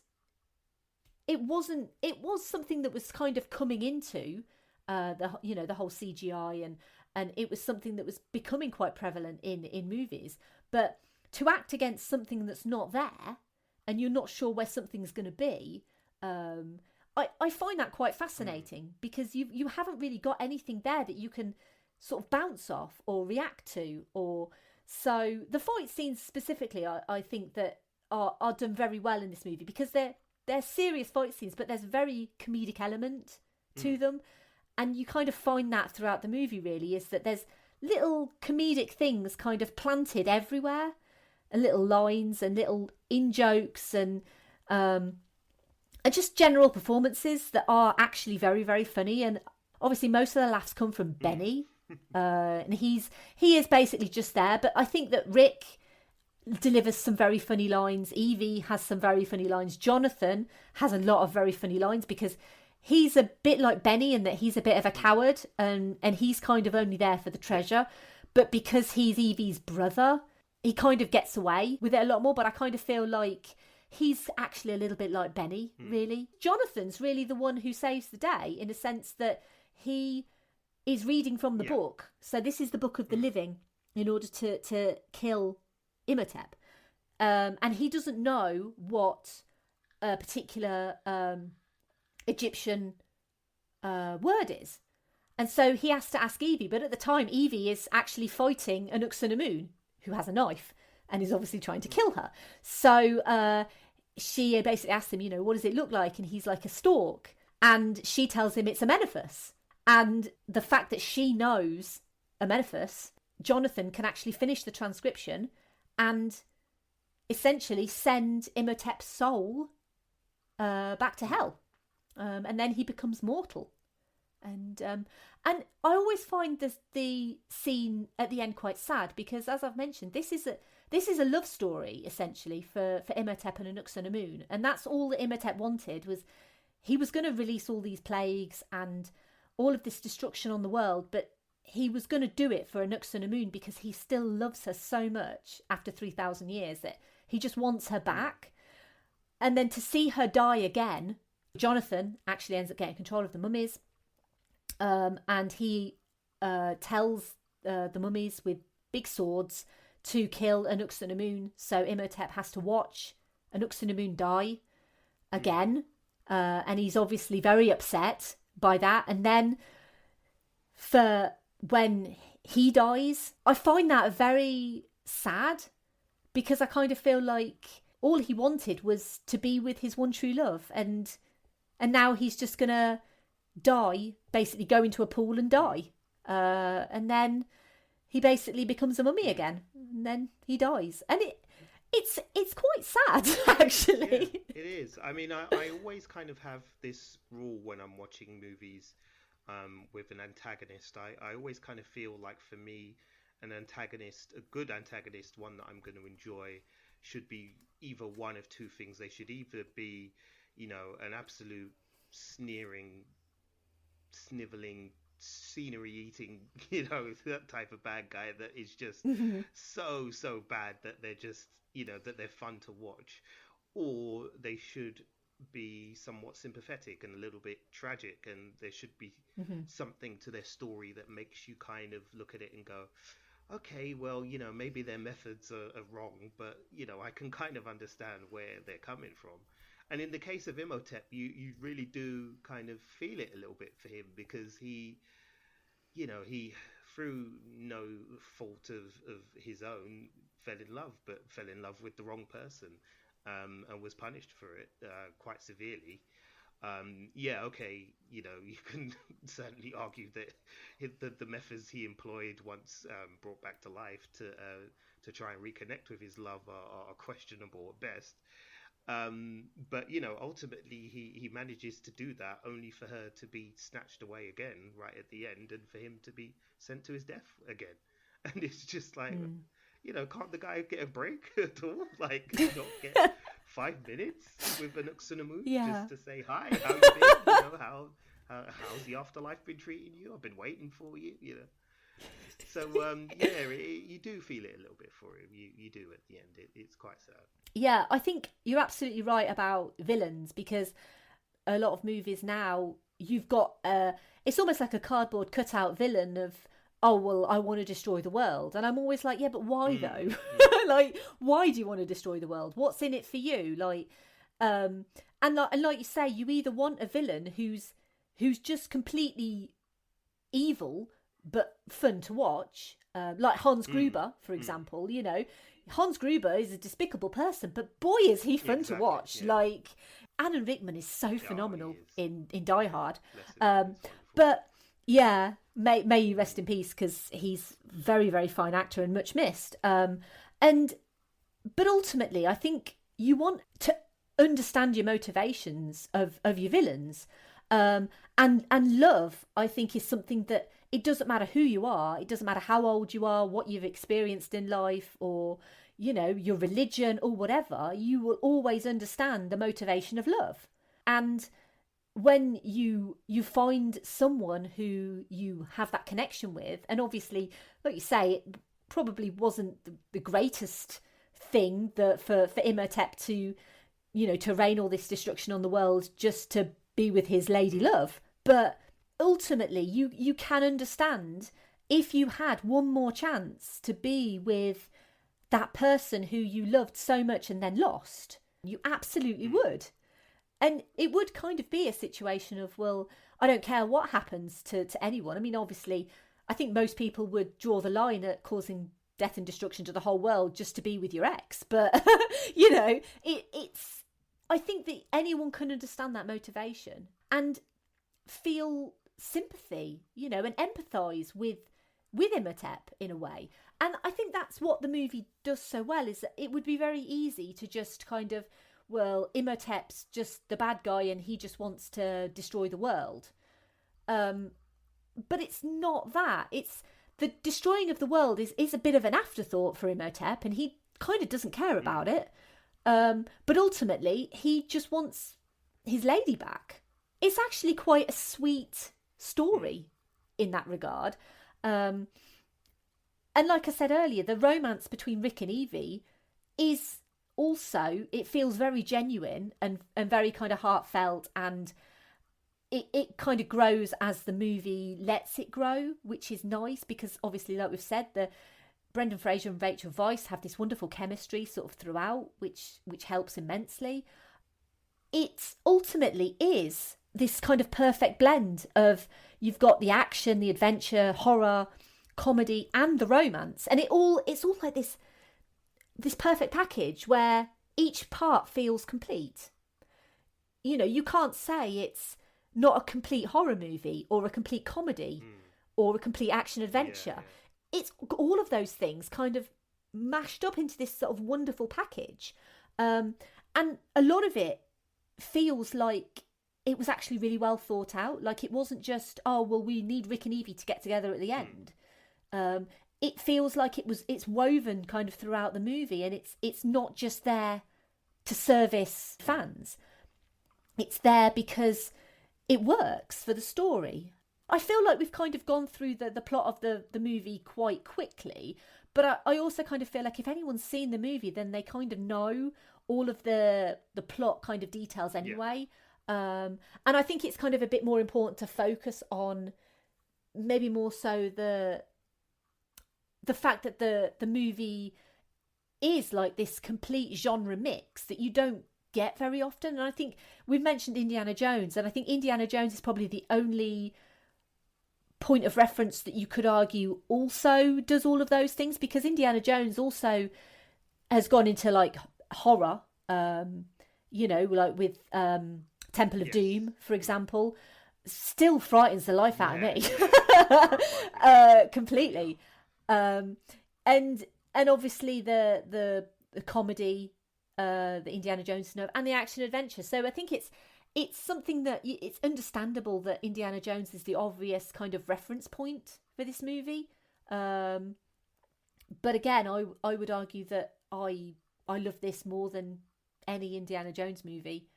But then maybe that's just because, like I said, I've always felt like I have a connection to it. It was the movie that I rented the most from the video store when video stores were a thing. It was always like my go-to, a bit like comfort food, I think, sort of back in 99, 2000, that it was a movie that I could stick on, I could enjoy, I could appreciate all of the different genres that were in it.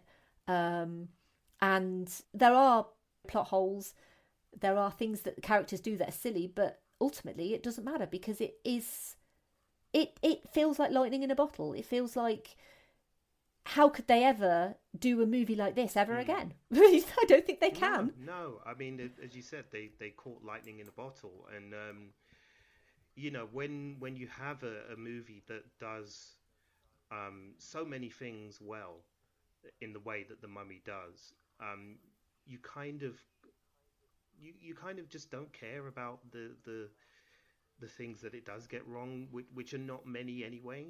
I mean, if you have, you know, if you imagine a kind of a scale of a good movie, and you've got the good stuff on one side and the bad stuff on the other, then, you know, as long as the good outweighs the bad, then generally, you know, you're going to have a good time. And the thing with The Mummy is there's a lot of stuff that's really good. As we've said, you know, the characters, the lead characters, the action scenes, the visual effects for the most part. The plot is quite fun, it's quite engaging. The dialogue is pretty good for the most part as well.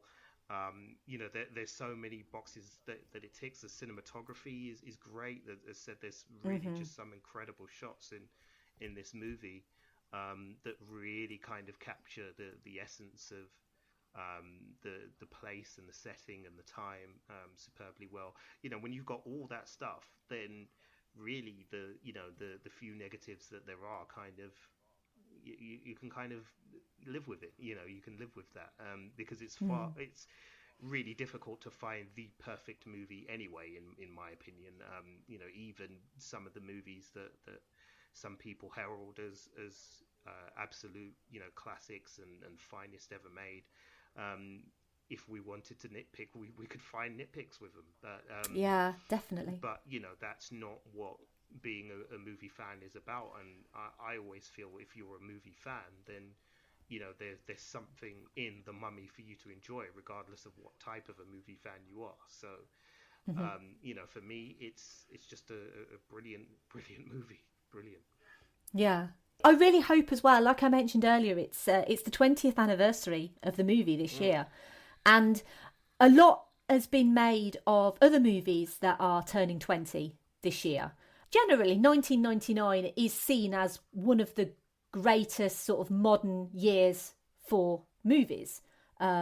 So many amazing movies came out in 1999. The next movie I'm going to be doing on this podcast came out in 99, and it was one of the biggest movies of the year, The Matrix, which is obviously still regarded as one of the greatest modern movies, I think, and still so talked about and so loved, through the movie community. But with any movie anniversary, inevitably people start talking about the movies again. And I know this year that quite a lot of articles have come out about The Mummy, and I think a couple of podcasts have already featured The Mummy.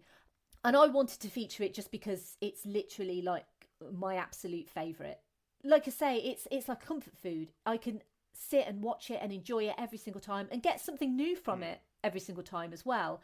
And there's not many movies that you can do that with, because sometimes you can watch a movie once and enjoy it, but find it a little bit draining. And you might think, well, I'll never watch that again, but I enjoyed it that one time I watched it. Whereas a movie like The Mummy, and obviously we both live in Britain, so we know there's a channel over here called ITV, and an ITV does occasionally, very regularly, bring out The Mummy and The Mummy Returns on a Saturday afternoon. And honestly, if it's ever on the TV and I think, oh, well, I'm not doing anything, I'll just watch it. I just sit there and watch The Mummy, and it's like, I've seen this movie so many times, but I will happily just sit and watch it. And there's not very many movies that I can happily say that I will do that with. But just interestingly, so as I mentioned, this movie came out in 1999, which was a massive year for movies. So this was the 6th highest grossing movie of 99. So obviously in 99 we had Star Wars Episode 1, The Phantom Menace, which was literally the biggest movie of the year. Can't say it's the best movie of the year, personally, but still, financially speaking, it was the biggest. And second of the year was Sixth Sense, which again, everyone was talking about The Sixth Sense back in 1999 and about the twist. And I think it's one of those movies that you watch it once and then you realise what the twist is, and then you watch it again, knowing what you know, but then you never watch it again. Exactly. So I can't say I've watched it in a long time, but that was followed by Toy Story 2, which is probably my favourite Toy Story currently. Even now 4's come out, but I still love Toy Story 2. And then The Matrix and Tarzan as well, which came out in 99. Was that Disney's Tarzan, the animated version? Oh, yes. Okay. So I'm kind of hoping that, because this movie's 20 years old now, that I really hope that people will actually think, oh, well, I haven't seen it, so I want to see it, and I want to see what this movie is all about. But I think majority of people probably have seen it, because, like I say, it's always on TV. But there might be people who might be put off by the fact that it does have horror elements in it.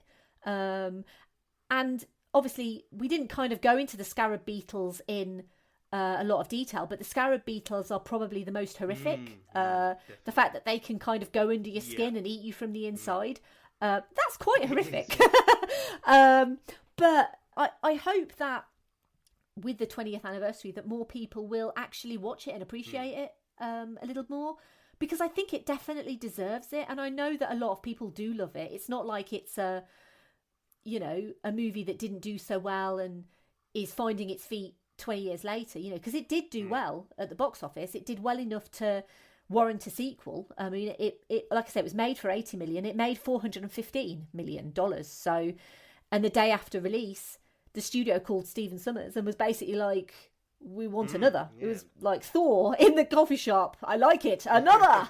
And the other thing I like about this movie is, although it ends in a way you could argue would, you could make a sequel quite easily. It's not like it ends and everyone dies or anything, but it's also clearly a standalone movie. Yes.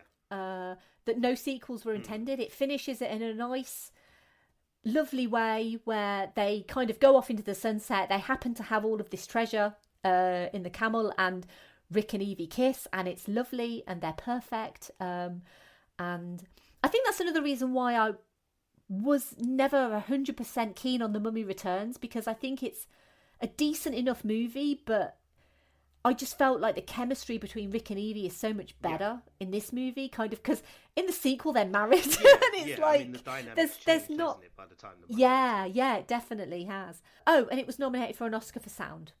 So there you go. It was nominated for an Oscar, but it didn't win it. So, do you know what? I've mentioned the Mummy remake a lot more than I wanted to. I didn't want to talk about that. It more than anybody wants to, but go ahead. Oh my God, why?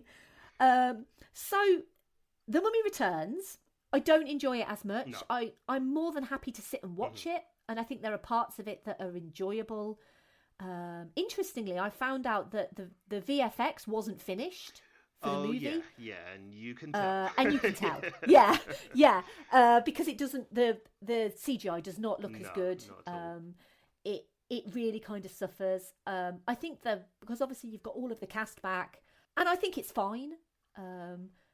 If you specifically like the first movie, and you're interested in what the characters are getting up to afterwards, then you can watch The Mummy Returns, and I think you'd enjoy The Mummy Returns, but it's no way as good as the first one. And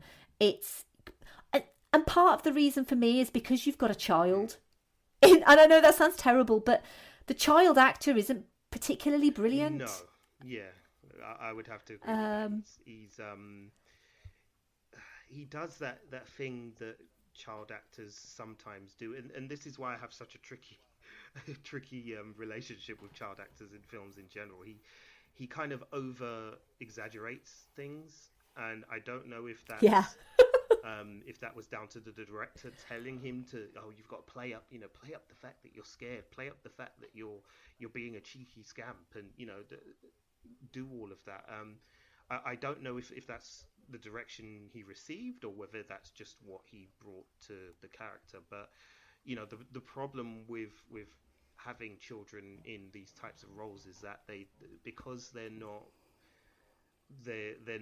actors yet, they haven't had lived experience yet, it's in their nature to kind of to as said, to overperform almost. I mean, even if you think about it, when we were kids and we were doing our school plays, if we had a role, we were going to make damn sure that every line was said with gumption and gusto, and that all the people sitting at the back could hear me. That's because that's what children do, and that's kind of what he does in as a character in The Mummy Returns, and it just becomes really grating after a while. Really, really grating. I mean, after about sort of 10 minutes. I mean, I after we watched the original Mummy, I went and watched like the first 15 minutes of The Mummy Returns, and yeah, like within 15 minutes, I was like, I can't even really get through this, and not because not because of anything specifically with the script or the plot at that point, but just because this kid was doing my head in. So I totally hear you on that one. Like I say, it's not a terrible movie by any stretch. It's not. It does a reasonably good job of updating you on these characters, and Evie gets basically a bit more to do, and she gets like this backstory set in ancient Egypt, and it feels a little bit contrived. And I can't forgive The Mummy Returns as much as I can forgive The Mummy. But yeah, I guess if you enjoy The Mummy, then you probably will enjoy The Mummy Returns, but just don't expect the same chemistry and the same characters, because obviously the characters have grown. They're at different points in their lives. And then we had Tomb of the Dragon Emperor. Yeah, that was bad. Which I only saw once, and I basically do not want to see again, because I kind of feel like they obviously wanted to bring the characters back, but Rachel Weisz quite rightly refused because she thought it was trash. And it is trash. It's yeah. Oh, and obviously we didn't mention that in The Mummy Returns we're introduced to the Scorpion King. Oh, yeah, of course. The Rock. Played by Dwayne "The Rock" Johnson in one of his earliest roles. Well, we say it's Dwayne "The Rock" Johnson, but it's actually a CGI video game character from like 1995 or something. Yeah. It looks horrendous. And to be fair, I'm a big fan of The Rock, and I think The Rock is very funny. And I love quite a lot of his movies actually, but even I think The Rock is not ever going to be advertising the fact that he was in The Mummy Returns. No, probably not. I think he's kind of moved on from that now and is like, yep, I did that thing a couple of years ago, but let's not talk about that. Let's talk about the Fast and Furious franchise, please. Thank you. Yeah, because he was in a Scorpion King movie, which I don't think I ever saw. Oh, did you not? To be I saw honest. it. Was it terrible? Pretty much, yeah. Yeah. What did you see? Did you see any of the 4 direct-to-video sequels? I did not. No, I skipped all of those, and I will tell you that I literally only watched the Scorpion King spin-off because I was a big fan of The Rock as a wrestler during his wrestling days. So I kind of felt a sense of loyalty and I felt like I had to watch the movie, and also because it had Kelly Hu in it as a sorceress. And I just have a massive crush on Kelly Hu, so I've got to watch anything that she's in. But aside from that, it literally is what you would imagine. I mean, I think the bad guy in it is an actor who was in Casualty. I can't remember his name now. His name escapes me off the top of my head. But he's just awful. But then, the rest of the movie's awful too. And it's also got an annoying kid as well. So, yay! Literally everything that you hate is in this movie.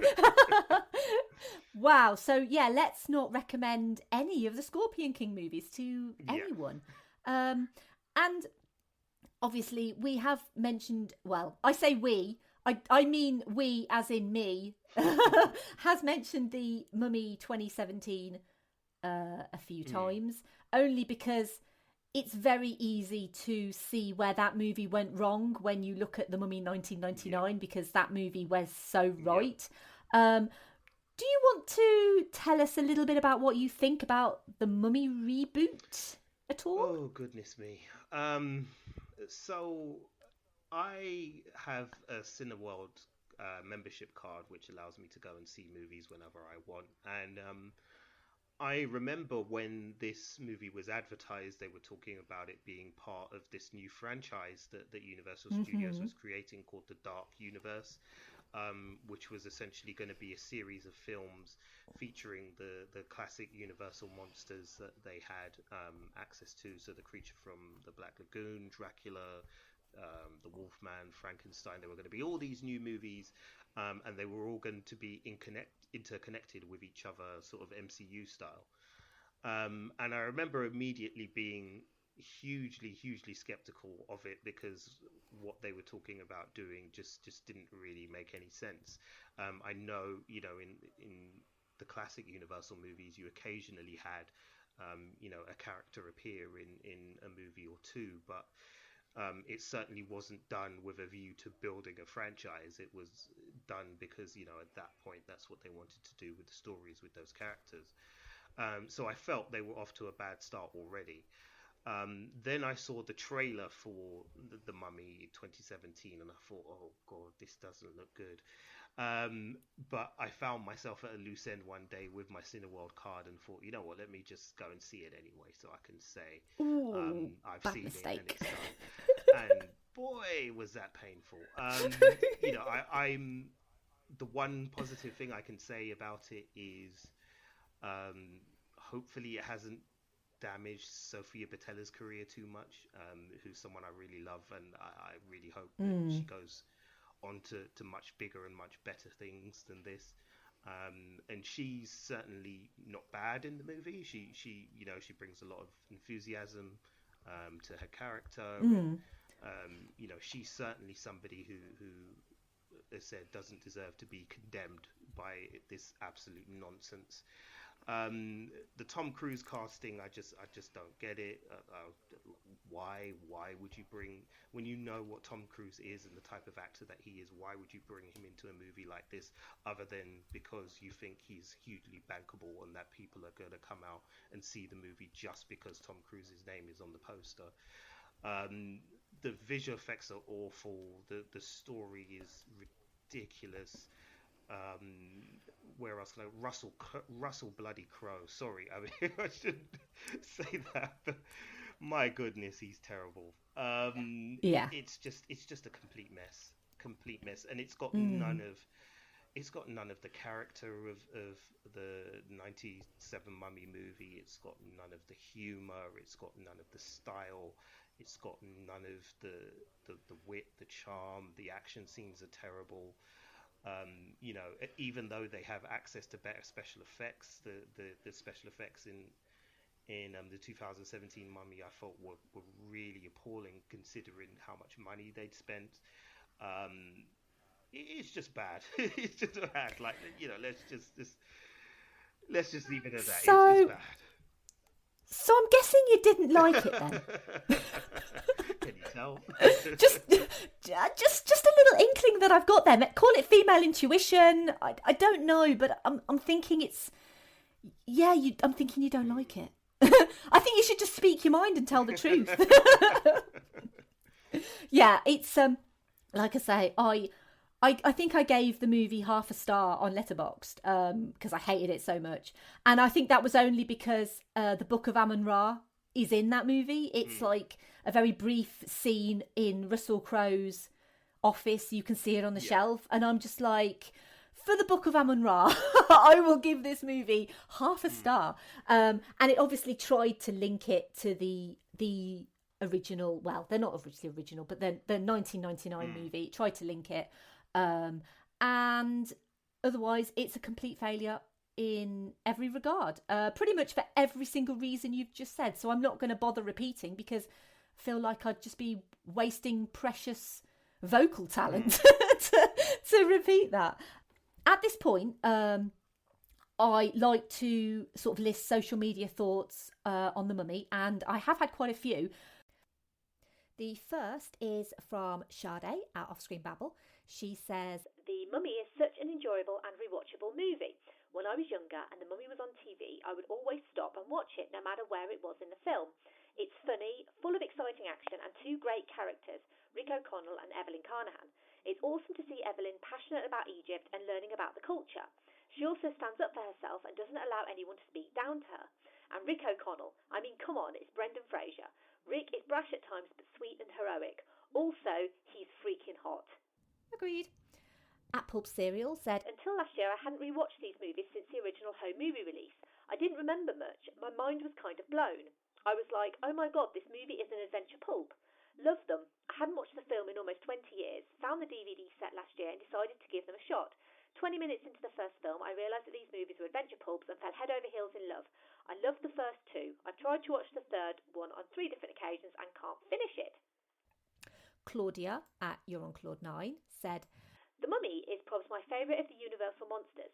Even as a child, I would always think he was the most powerful, as, what are you going to do? Wave a cross at him? He will have no clue what it symbolises. I was thrilled this fact was illustrated in the film. Also, as I've worked at a library for the majority of my adult life, when not as a bookseller and part-time professor, may I say the library scene made me physically ill. To have to rearrange all those books. Finally, and a bit off topic, my former co-worker's godson was suffering from DIPG, and his mum did the best to make his last year of life a happy one. Brendan Fraser visited Nathan and completely made his day, so I look upon Brendan and his roles with great fondness. By the way, I'm not really sure what DIPG is. I might have to ask Claudia because I'm not entirely certain what that means. But it's really lovely that Brendan took the time to actually visit someone and make their day like that. It's really lovely. I think that kind of just summarises the sort of guy that he is, generally. Just a really nice kind of guy. At Canuckinomicon said, The Mummy led to What Is Hands Down, one of my all-time favourite movies, The Scorpion King. So for that, I'm eternally grateful. It was an okay movie, but I think I was a bit too young to really enjoy its schlockiness when it initially came out. And yeah, you're probably one of the only people who thinks The Scorpion King is your all-time fave, but you like what you like, so fair dues. At Cat Hangry says, One of my all-time favourites. It has something for everyone. Humour, romance, adventure, horror, and the effects and things have aged well. I never get tired of watching it. Cat at Things Cat Loves said, So much to say, I wouldn't be able to fit it here. Ha ha ha. And I know that Kat absolutely loves this movie, so I know that she would just have reams and reams to say about it. At Contrarian Prime said, We revisited this one last Halloween. It's peak Brendan Fraser, and it's impossible not to fall in love with Rachel Weisz or fall out of love with her ever since. At Pop Prison Power said, All-time fave. At Drunk Netflix said, I feel like this movie often gets overlooked because it came out in 1999, which was such an amazing year for movies. I absolutely love it though. Over on Instagram at Vegemorph said, Woohoo, it's one of my favourite movies as well. I could practically talk about it all day. Brendan Fraser is such an underrated actor and he has wonderful chemistry with Rachel Weisz and their characters are so great. The film is so much fun as an Indiana Jones pulp adventure throwback with a horror edge to it, and the sets and set design are so gorgeous and well realised that I'd love to explore them, the riverboat and fort especially. The fight with the Magi on the boat is a particular favourite sequence of mine. Add in some wonderful atmospheric music by Jerry Goldsmith and you've got a movie that I will continue to watch over and over again for many years to come. It's been such inspiration in fact that I'm currently writing my own pulp adventure screenplay that involves an Egyptian treasure. At The Rebooters said, We've covered this in one of our previous eps. CG still holds up today, great casting and a great B-movie romp. Obviously no Indiana Jones, but comes close to capturing that kind of spirit. And finally, Evie the Cheeky Chi said, Better than Indiana Jones, but I studied Egyptology for a long time, and that means that I'm a little more than biased. So yeah, some really great comments from everyone on Twitter and Instagram. So thank you for everyone who has given a comment. It's so wonderful to hear that you all love The Mummy so much. So thanks.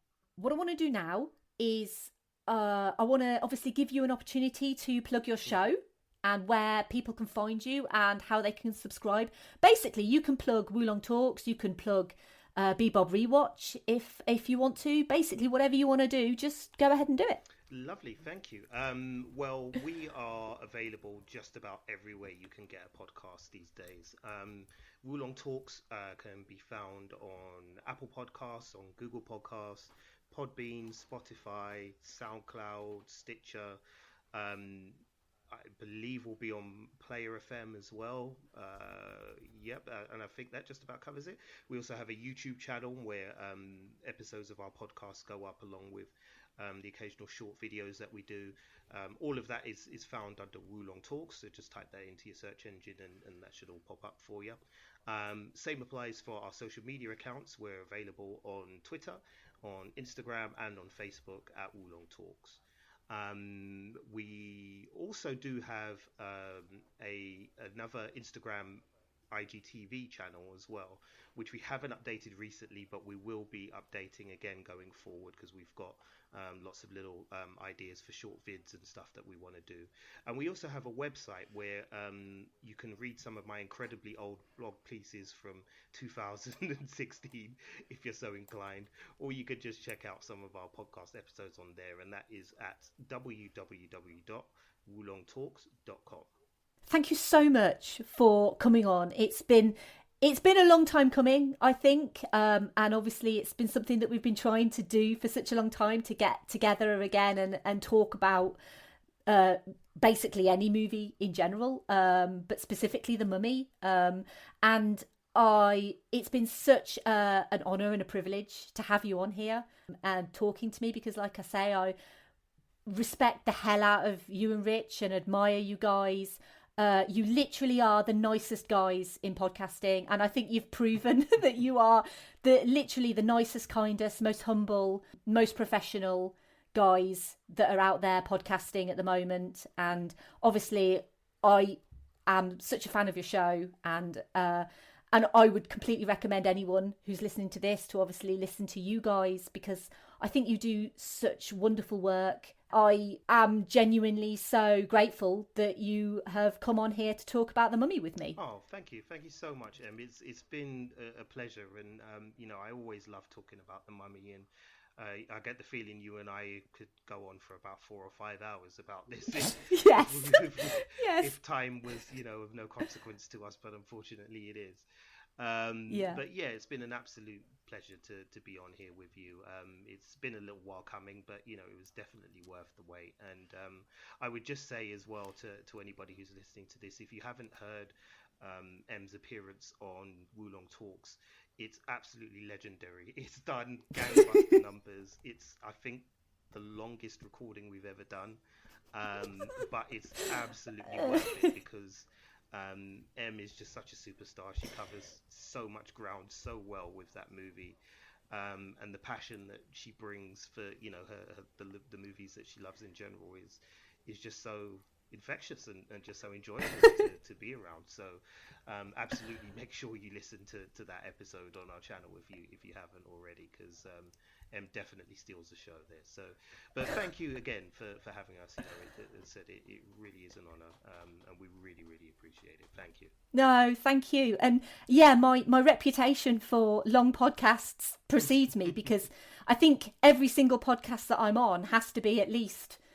2.5, 3 hours long. So I do have a bit of a reputation, and even on this podcast, whenever I have a guest on, I have a reputation for exceeding my allotted time, and yet again we've exceeded our allotted time. But it's been such a joy to have you on, and I wish that we had more time to talk about this movie, because like you said, I feel like we could just talk and talk and talk about it, because there's so much to talk about and so much to love and respect and admire about this movie and how it was made. And everything is just so wonderful about it. So yeah, it's been so great. But unfortunately, I'm going to have to wrap it up, which is sad. But sadly, we can't be here talking constantly forever. Everyone, thank you for listening. As always, I'd love to hear your thoughts on The Mummy, and by that I mean the 1999 movie. Don't talk to me about the 2017 movie, because I am not interested in talking about that. My next episode is going to be out in 1 week, woo, because of this Augstravaganza thing that I'm doing. So I'm not going to be having any guests in August, because I feel like if I had guests, then I could not do Augstravaganza. So this is literally just because we had to switch episodes around. This will be the only August episode that has a guest on, and then all of the others will just be me flying solo. And for the next episode, I'm going to be delving into The Matrix, which is obviously, as I mentioned, another 1999 classic. And I'm going to be taking the red pill, and I'm going to be going deep into that rabbit hole of The Matrix. And I'm very excited about it, but I'm also very nervous, because it's a movie that so many people love and respect. And it's a movie that means so much to so many people. So I'm going to try my hardest to cover as much ground with it as possible. So I've started researching very early to do that. And if you like this episode, I've also done episodes on Titan AE, Captain Marvel, Dredd, Who Framed Roger Rabbit, Sky Captain in the World of Tomorrow, Pleasantville, The Cabin in the Woods, Speed, Aladdin 1992 and 2019, Pirates of the Caribbean, The Curse of Black Pearl, X-Men Dark Phoenix, and Charlie's Angels 2000. And as I mentioned, I do list off all of those. Once I get to like 50 episodes. I probably won't be listing all of them because it takes a long time, but that is what I'm doing right now. Those episodes can all be downloaded wherever you get your podcasts from. You can follow me on Twitter, Facebook, Instagram, and Letterboxd at Verbal Diorama. You can email me general hellos, feedback or suggestions, verbaldiorama@gmail.com. If you like what I do and you want to leave me a great review, as I say, and I'm sure that Jason will agree with me, please, if you like a podcast, review it on iTunes, because it helps immensely to be seen and just to feel a little bit appreciated, because I would really appreciate if you would leave me a great review. And while you're at it, if you listen to WooLongTalks, leave them a great review as well. Usually at this point, I mention my Ko-fi. However, August is a special month. I've got extravaganza going on and it's my birthday month. And rather than ask for money for me, because I'm likely going to be getting some really nice things and probably lots of coffee for my birthday. So I'd really appreciate if instead of donating for coffee, if you do want to donate something because you enjoy the show, please instead make a donation to a small UK charity called Shine. They support babies and children with spina bifida, hydrocephalus and related conditions, and they provide advice and support to their families. I'll put a link in the show notes, but otherwise their website is shinecharity.org.uk/donate. Any Ko-fi donations I do receive in the month of August, I'm just going to donate them directly to Shine. So you might as well cut out the middleman, and please, if you want to donate to the show and you like what I do, then please give a donation to Shine instead of me. Thanks again for listening. See you next time. And look, I may not be an explorer or an adventurer or a treasure seeker or a gunfighter, Mr. O'Connell, but I am proud of what I am. I am a podcaster. Movie